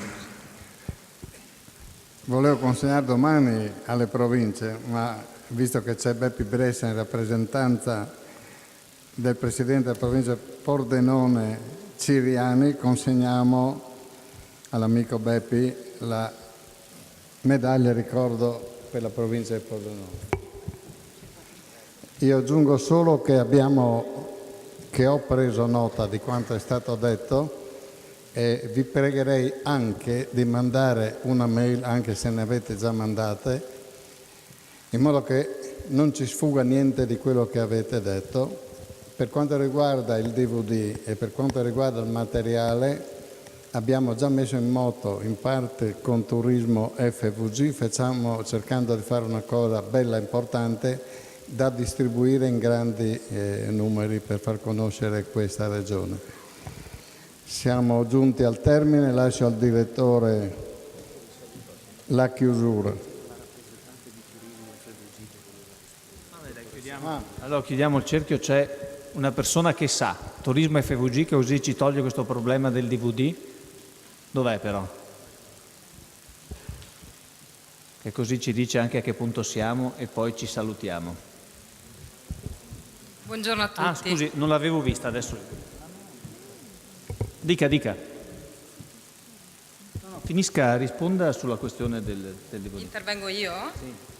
Bene, mi presento. Io sono Tatiana Famiglio, sono dell'ufficio stampa di Turismo FVG. Forse è il momento più opportuno per intervenire, perché vedo che ci sono molte cose da dire e come ufficio stampa cerchiamo di farlo. Innanzitutto per noi chiaramente il primo target è quello dei media, nazionali, internazionali. Il nostro obiettivo è quello di portare i media in regione e dar modo di conoscerla e di fare quello che diceva la Presidente Serracchiani, dar modo di conoscere questa regione, dare visibilità a questa regione, e gli spunti sono innumerevoli. Possiamo trattarla dal punto di vista della nautica, per partire lontano, dell'enogastronomia, della cultura, ed è quello che cerchiamo di fare, quindi mi posso veramente sbizzarrire per far conoscere questa regione a livello nazionale e internazionale. E quando portiamo i media in regione, e magari giornalisti che non la conoscono rimangono esterrefatti. E a quel punto si crea quello che è il marketing più utile e più funzionale, che è la leva del passaparola, è la leva più importante di cui molti di voi anche hanno parlato.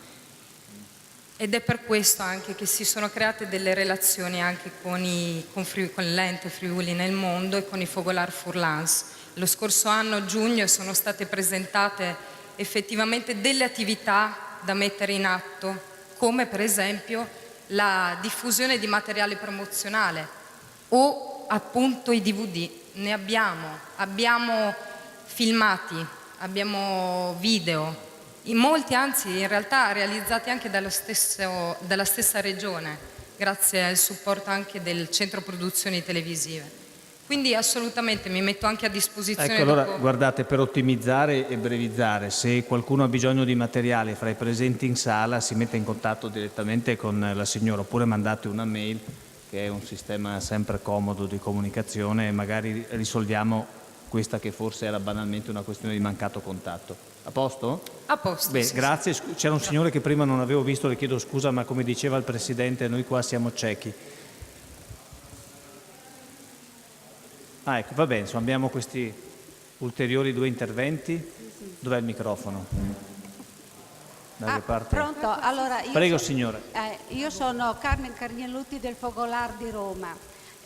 Mi riallaccio a quello che ha detto l'imprenditrice di Bruxelles per divulgare la lingua. Io ogni sera da un mese circa sul gruppo Fogolar Furlan di Roma metto un pezzettino, un toccut, o un proverbio, o un nechiante, o un filastrocche, in modo di lasciare lo spazio anche perché mi rispondi. I primi a rispondere sono che dal Venezuela, che dal Belgio, che dal Canada, che magari e mi ricordi che mia madre me la contava e mi aggiungono, questo è il fatto di stimolare, e aggiungono la frase che viene successiva, perché io non la racconto tutto, e stimolo così la parlata nostra, che è la più bella dal mondo.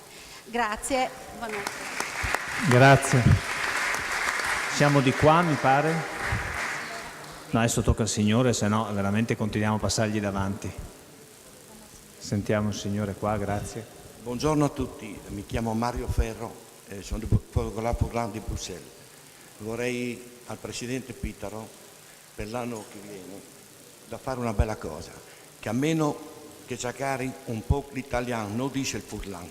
Io sono 53 anni a Bruxelles. Mi sono mantenuto col fiammingo, col francese, devo imparare tutte le lingue.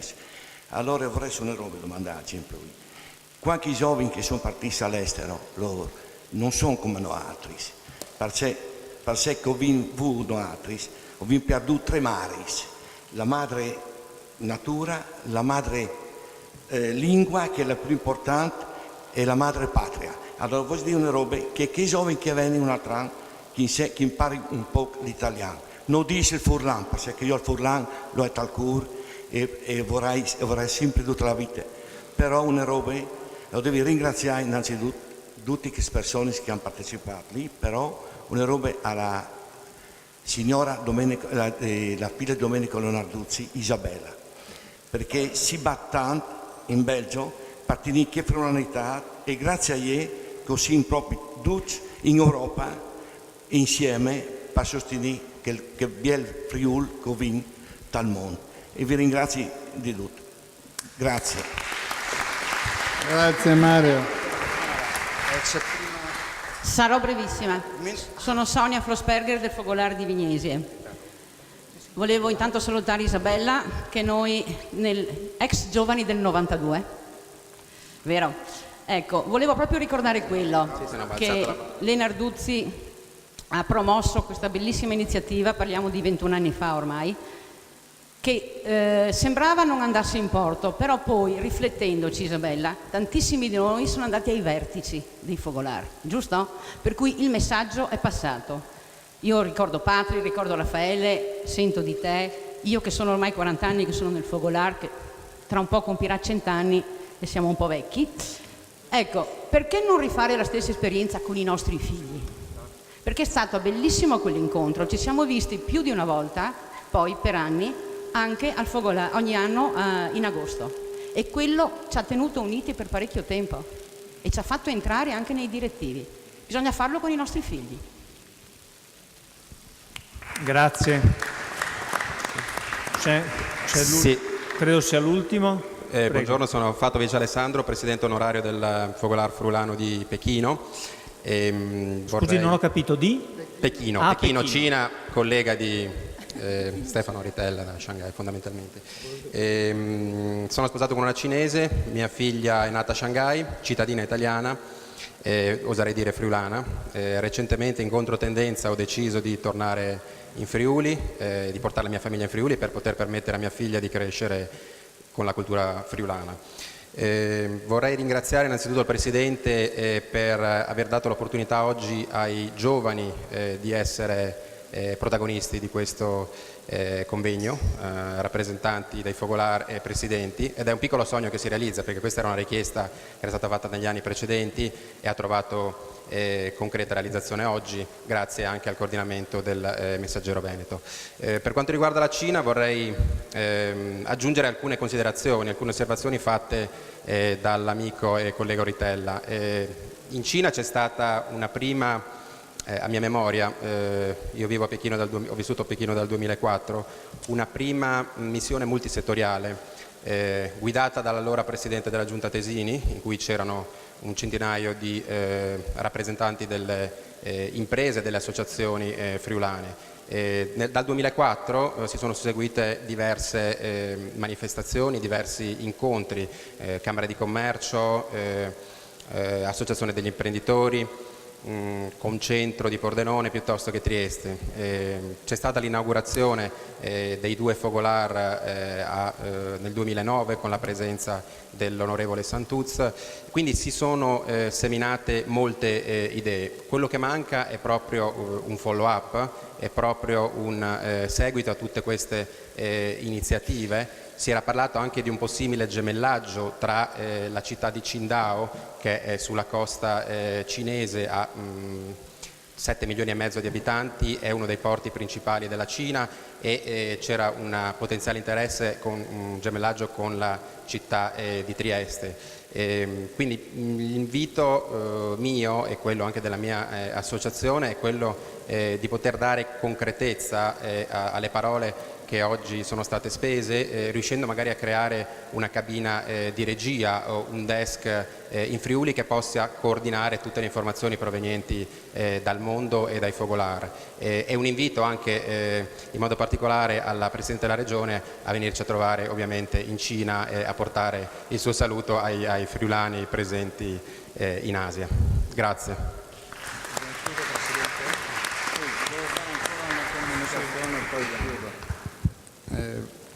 Se posso, non vorrei sembrare controcorrente e fare un intervento critico. Sono Tommaso Ponti, faccio l'imprenditore e rappresento un'associazione che si chiama Asso Microimprese a Udine e credo che qualsiasi punto di ripartenza o di sviluppo debba essere prima un riconoscimento anche di errori, di approccio e quindi di capire dove alcune cose possono essere migliorate. Secondo me gli interventi di oggi sono stati tutti di altissimo livello e molto di empatia, al di là della concretezza delle cose, che forse contrasta un po' con il politichese che spesso si parla, abbiamo questo in progetto, è da giugno dell'anno scorso che abbiamo questo, giugno dell'anno scorso, siamo a giugno dell'anno dopo e stiamo ancora parlando di che cosa avremmo potuto fare 2 anni fa, 5 anni fa, il materiale, il giornale. Cioè, stiamo parlando di cose che sono lontane anni luce da chi è abituato a confrontarsi con delle realtà che ti chiedono delle risposte oggi per ieri e quindi con tutto l'apprezzamento, il rispetto per l'attività che viene svolta, parliamo di giovani. Dove sono i nostri giovani?